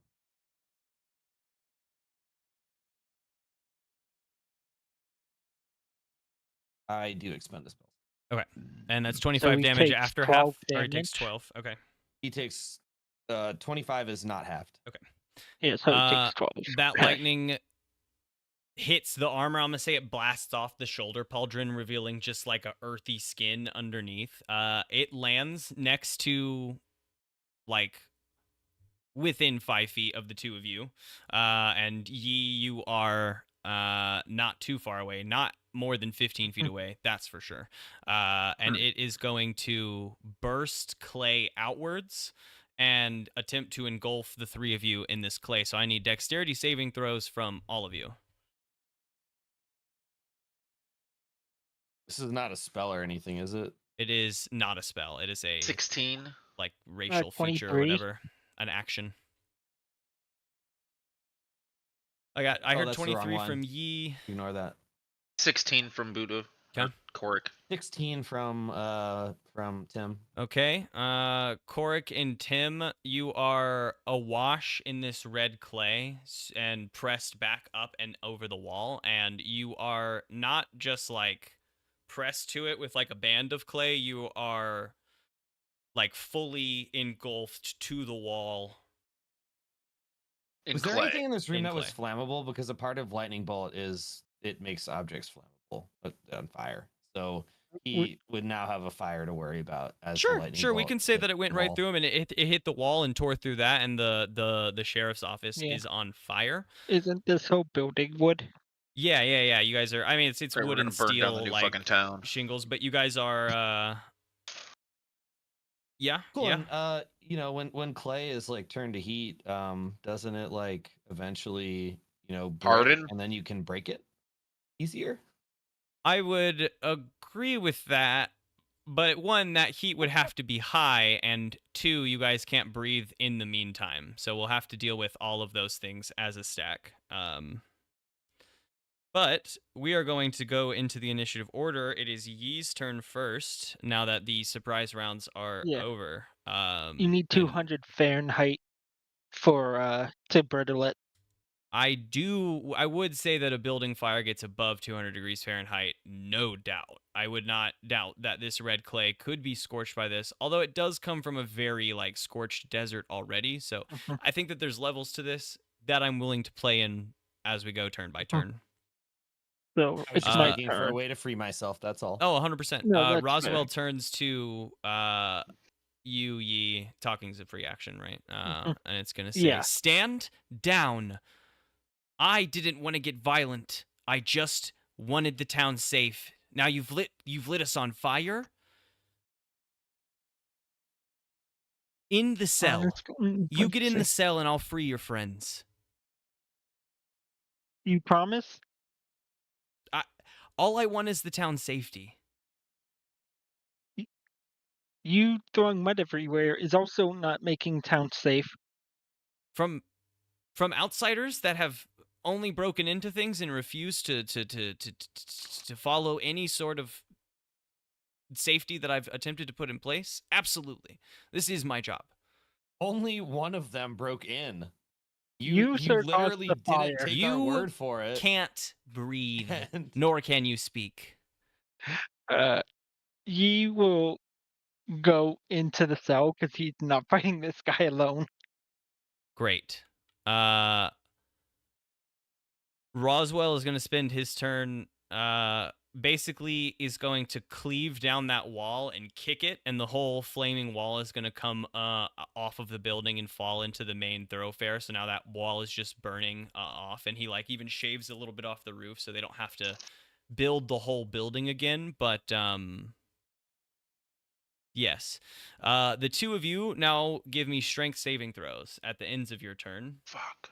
Because you can't move, you can't speak, and you can't breathe. I thought he was gonna free us. Yes, but 16. in this moment, we're still in this turn order for sure. Well, I'm not gonna get out. That's a 2. My strength is awful. Neither of you get out. But Roswell walks over and just sort of slurps the mud off of your faces, and you gasp the air back. I guess after 10 seconds, you're not gasping air back, but you can breathe now. And Roswell says, "Are you going to get in the cell? Why couldn't you just listen to us? Why couldn't you just This is listen to like- me? We're this just is waiting so on Sheriff Isaac." disrespectful. No, I'm not listening to you. I didn't do anything. Then you can The wait person right you here wanted in the the clay cell until is in the Sheriff cell. Isaac returns. I'll stand here. Perfect. And it leaves the clay on you, and it looks at you, Korik. Says, "Would you prefer the clay or the cell?" Has he freed me yet or no? It freed your face. He's giving you an option of would you rather stay in that clay here and I'll right leave your now, face. or would you rather get in the cell? I'm not here to like kill Um, you. I just Yeah. Inside the cell, is there a window? Or No. bars that lead to the outside? Yes, bars for sure. It's just like imagine like an old Western style like holding cell. It's just like some bars and a brick wall, right? You're in the I have a same holding question, cell Em. as Cassidy in this holding cell. I have a question, Em. Yes. Would like I don't know, an acid splash or something like that be able to free me on my own? I think that you give me an Arcana check. I'm just trying to be creative here with magic because I'm really pissed at this dude. Sure. No, that's fair. Arcana, you said?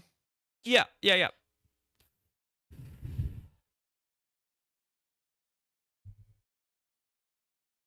Like knowledge of Oh, magic. 24. Yeah, you could probably acid up this earth from the inside of it, but you're gonna burn yourself with that acid in doing so. You could do it. You could get How it badly? like brittle enough. The damage you deal to it, you will deal to yourself because you're dealing it to a structure like it's touching your hands, right? So but just the damage, right? I wouldn't Yes, like I'm correct, not gonna just take the any like damage. lasting. no. Alright, so I'm gonna do that.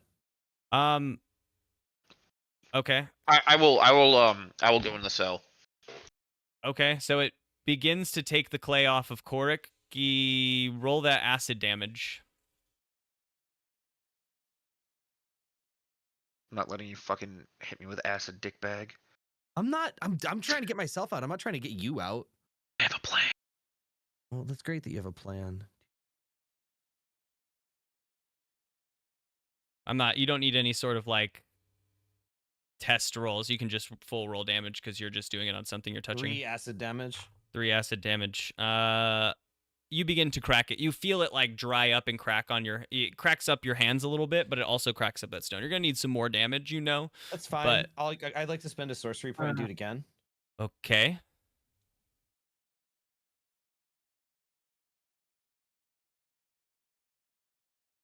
Four more acid damage. Okay, it's cracked up. You can move your hands around a little bit more now. It's starting to work for sure. Roswell gets the clay off of you, Korik, and points to the cell and says, "Go." I cast invisibility on myself. Okay. Roswell is going to just swing its halberd down in the air in front of it. With disadvantage, the disadvantage roll, because you're invisible, is a 17 to hit. Fuck me. Okay. Guys, Roll damage. Yeah, I will. Don't worry, things are about to change. We're not like in this. This is also, I'll say, not the adventure. You're gonna take No, I 12 figured. points of slashing damage, and like a whirlwind, it's just gonna keep attacking that spot because it has multi-attack. Oh, That God. one is a 19 with disadvantage. That will be 20 points of slashing damage. And it's gonna hold its third attack. I close the. Can I, like, as he's doing that, can I walk into the cell and close the door on myself while I'm still invisible? Sure. I'll allow that. Give it up The real quick. bloody like invisible barrier sort of walks over to the cell and closes it on itself. Says, My "I've other had-" option was gonna be to try to fucking cast invisibility on Yi to still just get the fuck out of this, Oh, but nice. It I'm, does I'm close the cell. currently less than half HP, so I'm just quietly You can still get out invisibility, if like you just if you crying in could- the corner. I have if had you enough cast of this. invisibility I on Lee, just he could want still get out. Sheriff Isaac to give you the rundown. I was willing to even trust you guys until you started breaking into my stuff. If you can't even control your friend for 30 seconds while I'm gone, why would I let the three of you have loose of the tap?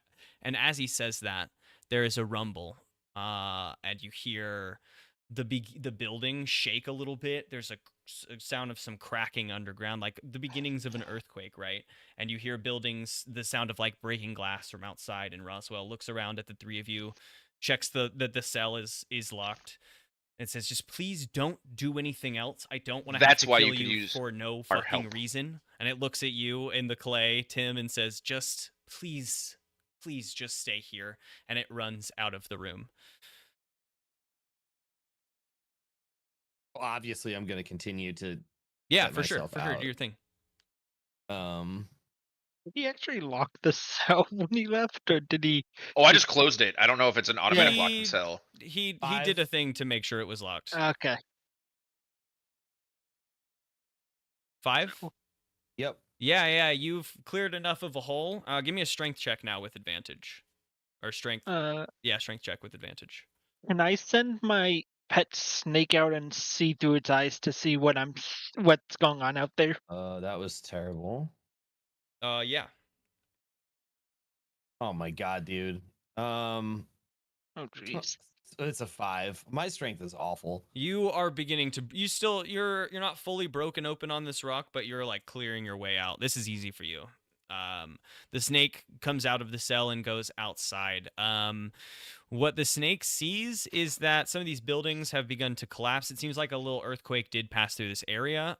Roswell has run down the street to Helpington's. It looks like you just see Roswell running into Helpington's when the snake comes out. People are around the town, looks like just picking up and like worriedly looking about after this minor looks like earthquake. You will relay this information to you two. Call his pet snake back, like tell him come back. What's your pet snake's name? Honestly, I made a mistake last time. Realized it was a pseudo. I chose pseudo dragon instead of one of the options because it said it was originally an option. But Snake is fine.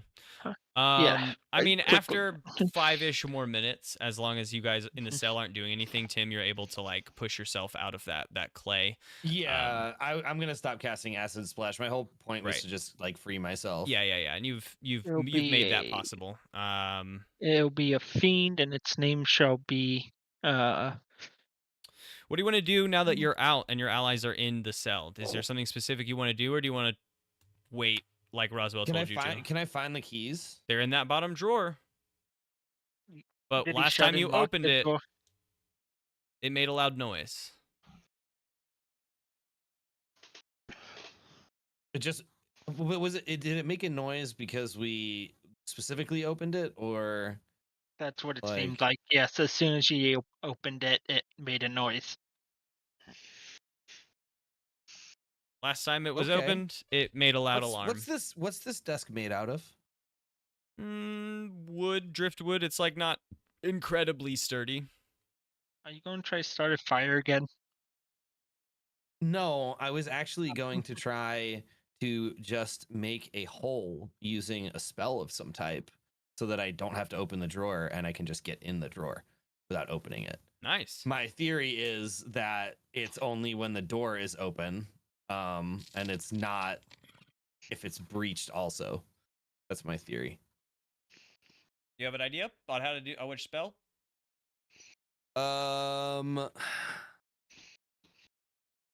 So I was thinking, like, obviously a firebolt would make fire. I was actually thinking potentially an ice knife might do the trick. I could see ice knife. I could see like acid splash still, you know? Yeah. I'm Acid thinking Splash would let you melt. yeah, I don't want to everything. do acid splash because if the keys Oh, are sure, in there, they're made sure. of metal. Acid's probably not a great idea. Whereas an ice knife would be like a firebolt, except it would go straight through. Oh. And then like my thought was the cold damage would splinter the wood. Throw it then. And then Yeah, throw the ice knife then. Go ahead. Do I just need to roll the damage, or do I have to roll the Yeah, spell roll attack damage. too? Well, no, because Okay. you're trying to do something specific and small. Do roll to attack to see like how well this is. How like fine, you know. A 16. So I mean, Yeah, I'd say that does pretty the thing. I effective. don't even think we need to worry about damage because this was more about fine specifying the spell. So you open a little hole, you freeze like an area, and you're able to like chip a hole into that drawer, and it doesn't send the alarm off, and you're able to slide the keys out. Cool. I let my teammates out and close the door again. Okay. And sorry, Cassidy. What? I just need these two. They're escaping. At Before this we point, leave, Roswell, point- they're getting out of here. The this strange point- Gerblins are leaving. we need to get her to be quiet. I'm going to prepare the highest level spell I have. If you say another word, I will kill you. Cassidy, Shut up right now. Cassidy leans back into the corner and like kind of balls up. And your attention leaves Cassidy. We are leaving. You are not coming with us. Be quiet. We should probably stealth out of here. Yes. Does anybody have pass without trace? Actually, I do. God, we should probably use that right now. yeah, use it.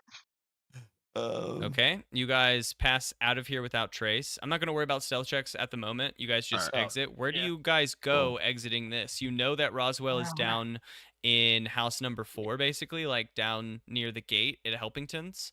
As you guys come out, you can look up to the clock tower. The clock tower reads like 11:35 or whatever. We'll say 11:40 now. Do we want to go to a large manor or the witch's So hut? where is what number? He's at number 7. He's 4. down at number 4. Try to imagine 4. what you know about this town from like your location, right? Like your guys wouldn't know, like you know about number 14 up north, but your people wouldn't. You know what I Yeah. mean? Yeah. So we were at 8. Let's go He's rob the down bank. He's down at 4. Correct. Bank is like. Um, You think we can? You think we could get away? I was from actually the bank? joking, Yee. I was joking. No, we I know. probably should either go to the manor Or we could go to the um, Fallen Temple. or the Fallen Temple would be my 2 choices. As you guys are out here, like looking around town, trying to figure out where to go, you're hiding in the shadows. We'll say easily with Pass Without Trace. You actually see some folk come around the Elder's Manor from the wooded side. There's like 5 of them, and they're all wearing these purple kerchiefs, and they're looking around town. And the one runs up to the main thoroughfare and does like a thing where it presses itself to the side of the building and looks around and spots Roswell, and it gives like a little like Tweety Bird tweet, and they all run around the corner of the Elder's Manor and over and into the bank. No. They're in the bank, so we should probably get out of town. So I think we should go to 10. Yeah, that's fine with me. We can go to 10. Yeah, you guys begin running down the thoroughfare, just trying to get out of this area. As you do, you get closer. You start like exiting town down into this little wooded ravine, and you come across the grounds of the temple. As you see these grounds from behind you, you hear this massive and deep You hear a loud, I can't really like, and then a deep bassy boom, like an explosion has occurred from behind you guys. But you're here at the temple. The temple is a ramshackle mess. Give me a perception check of this area while I begin to describe it. There are what looked like at one time were really ornately carved stones and really perfectly built temple that has collapsed in on itself. Perception checks. 20. Hold on. 15. Hold on, just making something. I keep forgetting that my passive perception is 18, so.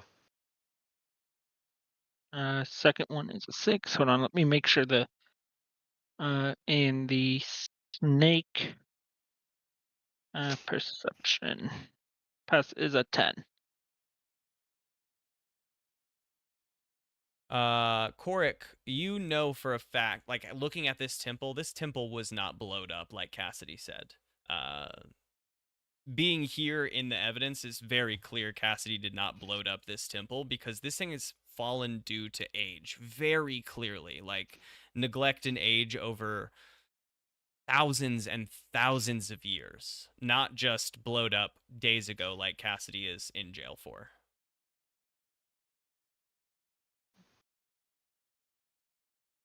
There is still like a little entranceway into this like decrepit temple. This is just, looking at it from the outside. All right.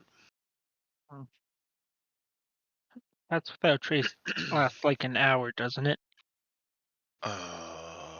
Yeah.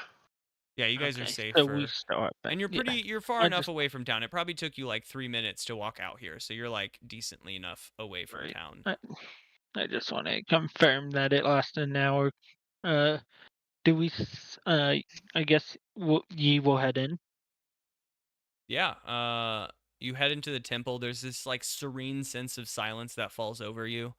In here it is still broken down. You can't like any of the curtains or beautiful tapestries that once adorned this place are in tatters and faded beyond any sense of recognition. You can't really even tell like what this temple is to. There's just none of the symbology has lived through, or if it has, it's blocked up by rubble. You know what I mean? Like there's just nowhere to see like even what is going on in this temple. But there's an altar in the back, a bunch of rubble and shit. Yeah. Do we see anything that would be of monetary value? Give me an investigation check of the temple. Passive is 18. Investigation is different. Oh, sorry. Nope. Yep. Never mind. Yep. Never mind. That is a 4 for me. Nope. We'll go with my passive is 11. No passive on investigation. You Damn just it! roll a d20 and give us your No, it does. investigation bonus. I have passive in investigation. That's not possible. No, you can't have passive investigation. That's just not a number. Passive perception is for sure. I'm looking at my character sheet right now. It says passive intelligence, and then in parentheses it says investigation. It does have that passive intelligence investigation. It's right under perception and above insight. Okay, I'm not trying to take away, I guess, that it's there, just more, I guess that I've never seen it, and I don't know how that works. We can say that like passive perception to me makes sense because it's like how you sense the world around you as you just move, not like looking closely, which means that you see things that most people don't on a normal basis. But passive investigation, like investigation is an active act of digging through shit.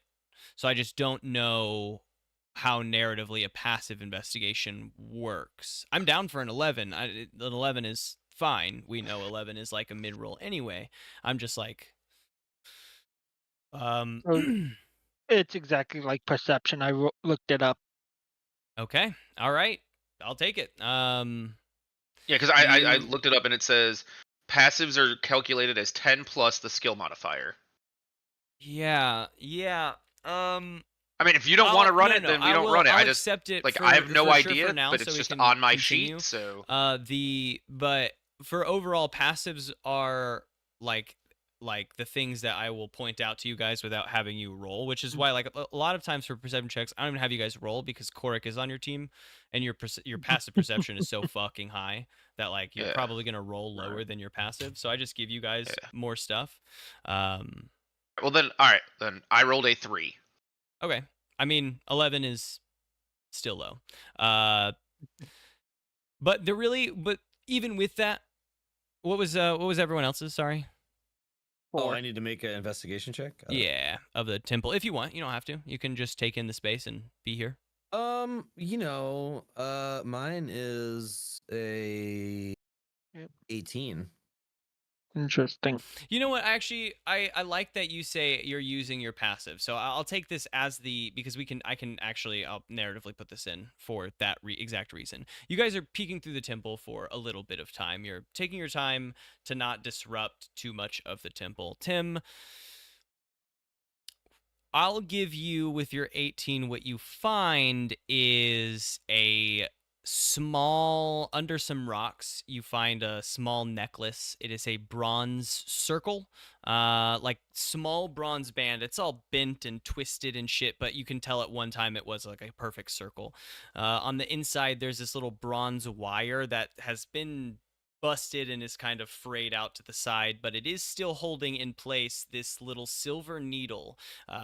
Just a little amulet, little circle with a little needle, all bent out of shape. That description was meant to say. But you find this amulet, and that symbol is on it. Korik, as your boys are searching through this temple, you take a moment to sit back and just take in the space, passively investigating. And as Tim lifts up this rock, this piece of fabric kind of furls out on the wind, and like I haven't seen the movie, but I think it's the movie Psycho where there's like the bag in the wind or whatever. We know the meme now of like recording the bag in the wind and pretending like it's beautiful. You know what I'm talking about? I Anyway, thought that's from the song, I'll be honest.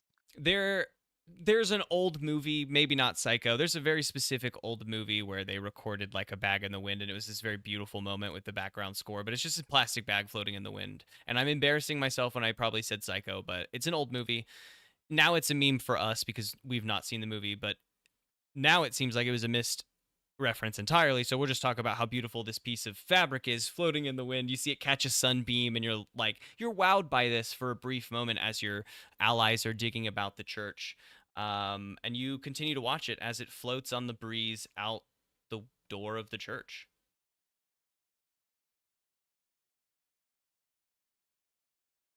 I want to follow it. You follow it. No. You step outside of the temple, and watch as that. I want to follow it as far as going just outside the door Yeah. 1 step, still in earshot of my compadres. 100%. You step out of the side of the temple and watch as it floats lightly on the breeze down this little ravine and north, just floating lightly north. It ends up, like as it gets to about 30 feet away from you, still like on the breeze and not dropping. It cuts behind some trees and out of sight, but it is heading northward from you.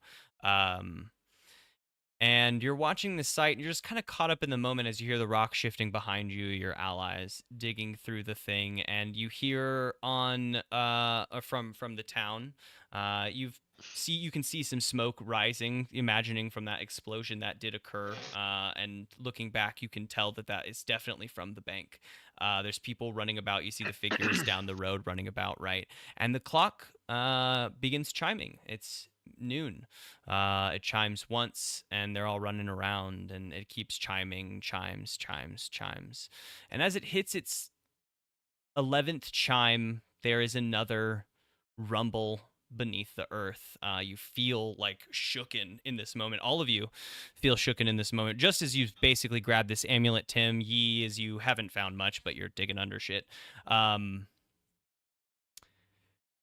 There's a rumble, and then the clock strikes 12, and there's a boom in the center of town, and you can see it from out here begin in the center of town. The earth roils up at the center and then bursts into the sky, and that like ripple, like a wave of earth, cascades out towards the temple. It smashes into you and all of you in the temple. The temple itself, you guys, you're thrown sky high, and you can see the town basically having been pushed upwards as you all begin to fall into this massive pit. You see these weird silver points around you begin to rotate, and then you feel the familiar sense of the three of you dying. The first time you felt this in a long, long time, you feel as you are crushed by earth and rubble around you. And then you wake up in that white space, and the old woman is now sitting in a chair. She looks a light bit older. She says, "Tisk, tisk, tisk, tisk. You're going to have to do better than that." And you wake up in a heap, laying outside the entrance to this town that I have forgotten the name of. Refuge. Exactly. Refuge. Refuge. We're back. And Oh god, standing dude, in it's like front the Eye of of- Agamotto, dude. Standing in It's- front No, it's of the Groundhog gate Day. to Refuge stands It's Roswell. Groundhog Day. And that's where we'll call our session for today. Yeah. We're trapped in the loop until we get that artifact. It's Groundhog Day. Hell yeah.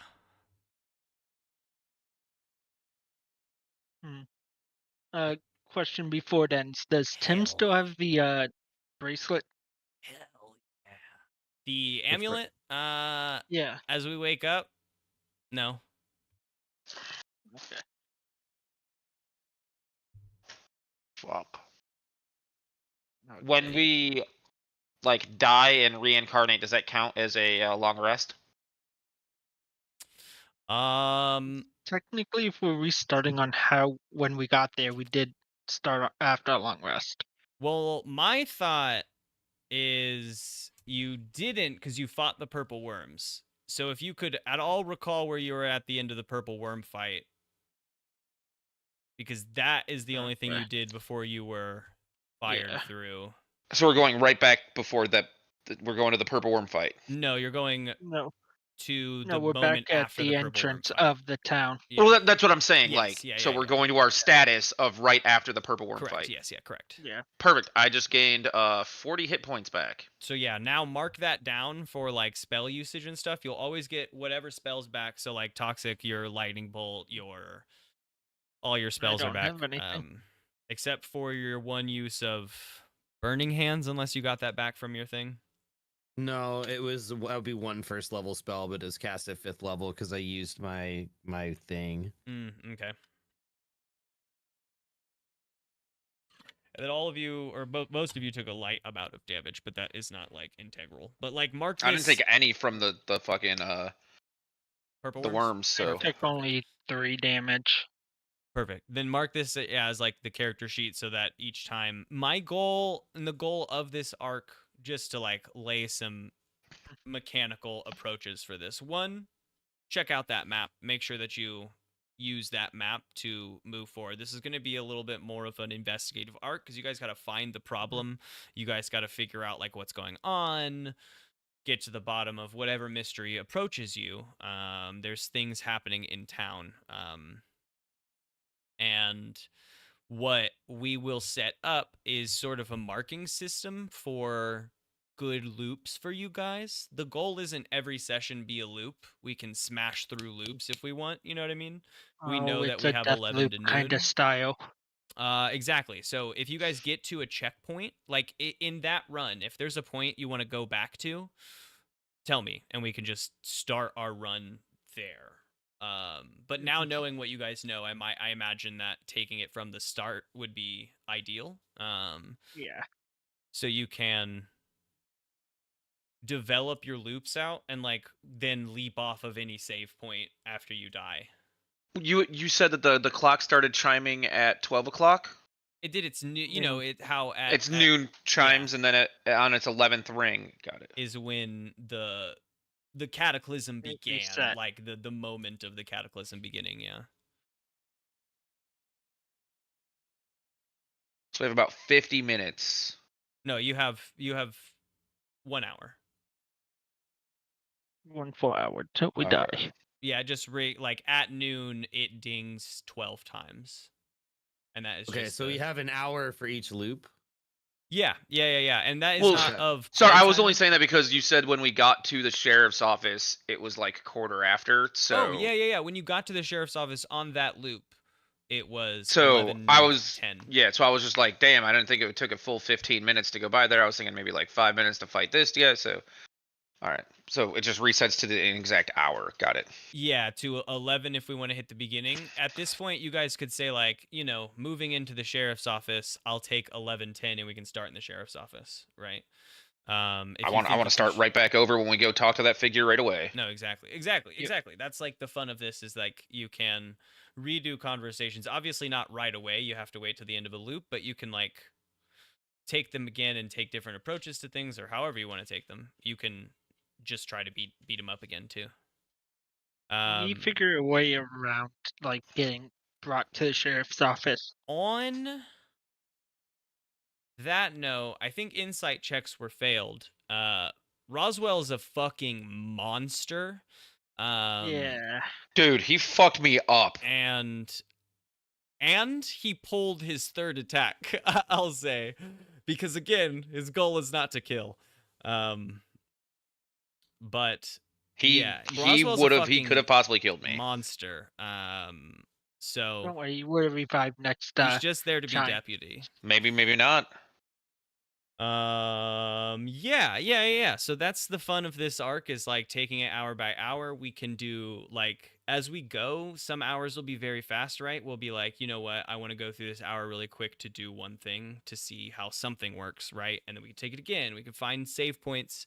You'll have to figure out what's happening and how to get to the bottom of things in the town, and then where the fucking chalice is, right? Our note taker is very important. Yeah, I think it would be good for us to like get pretty on board with everyone getting their own sort of minor note page going of what they think is going on, just to give yourself like with all the extra stuff going on, you guys, like when I first started, I was taking notes about your individual characters things too. I've stopped doing that.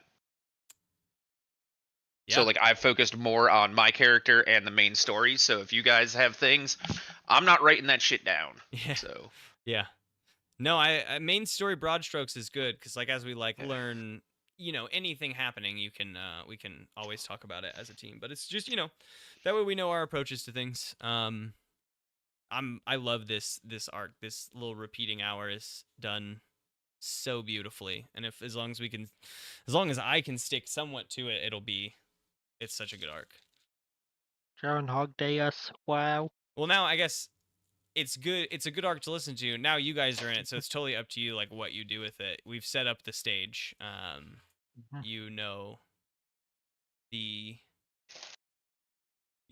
basic flow of what's going to happen in town every hour. Yeah, I'm excited to run this. I'm excited to get you guys through this. What'd you think of the first death? What'd you think of the first loop? I should have followed the damn feather. That was interesting. I think the dude in the cell, Cassidy, has some extra explaining to do. Right. I don't do no The issue is how are we going to be able to talk to Cassidy without really pissing off anyone. Well, there was a first explosion And we like I want to go. I think I want to cast and pass without a trace and have us go hide out in the fucking jail cell next time. In the jail, or not the jail cell. The go to the bank. Go to the bank before the explosion. Yeah, because he said people ran in, so I want to get more information about that. That's fair. I'd like to kind of learn more about the head guy's house. Oh, the Elder Manor. Yeah, the older manor. That statue also is bothering me, so you may try to take it down. In one circle. We could just, like ruin M's life and just, never solve this and just keep going and going and going and going and draw this out for 2 years and make him keep coming up and make him I mean, and just make him keep coming up with other ways to kill us. There's only so much content in the bubble. Well, I mean, what if one day we just decide to have a picnic all day and we discuss, having a picnic and discussing our friends and family that we all miss. Do it. I don't hate that. I'm not. You have to. You don't hate that, but Toxic does. Someone asked a really good question about the deaths in these loops, and I don't know if you want to be having a picnic.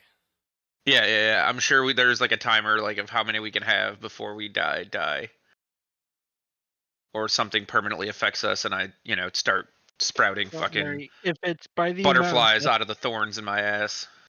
Don't worry, if it's by the amount of deaths each of us have, I think I got us covered for a while.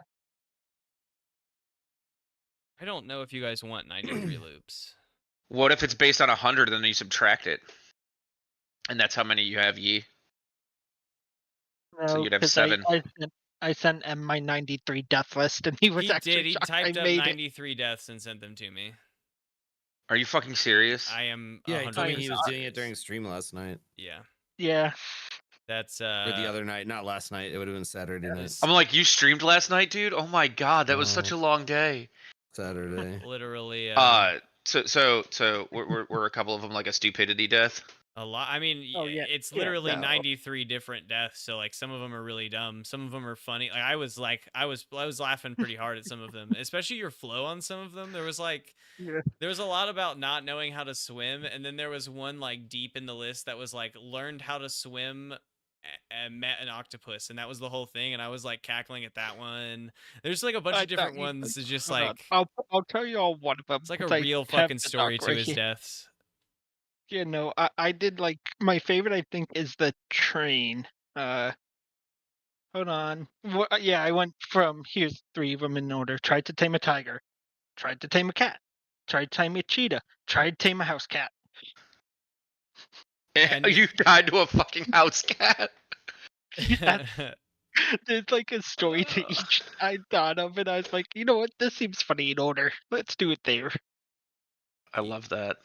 Yeah, that's very funny to receive, and not something that I'm asking for from anyone. Truly, the more of those I have, the harder it will be, but I will try really hard.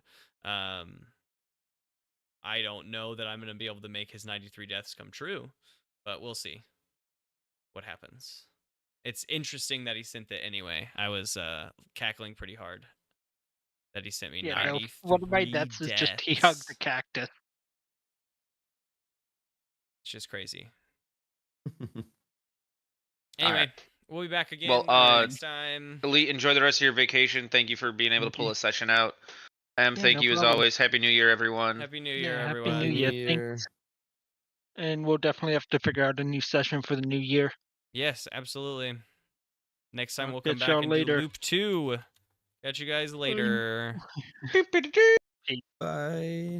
Everyone else, thanks for coming to join tonight. We'll be back again soon, very soon, with some more of this session. And actually, tomorrow we'll be back again, Dungeons, Drive-Ins, and Dice, for more of a wider world DM'd by Gabe Stringer, the like main table gang back together again with a new player. Make sure you tune in tomorrow night, 6 p.m. Central Standard Time, to catch it. Much love, guys. Thanks for joining us. We'll catch you again next time.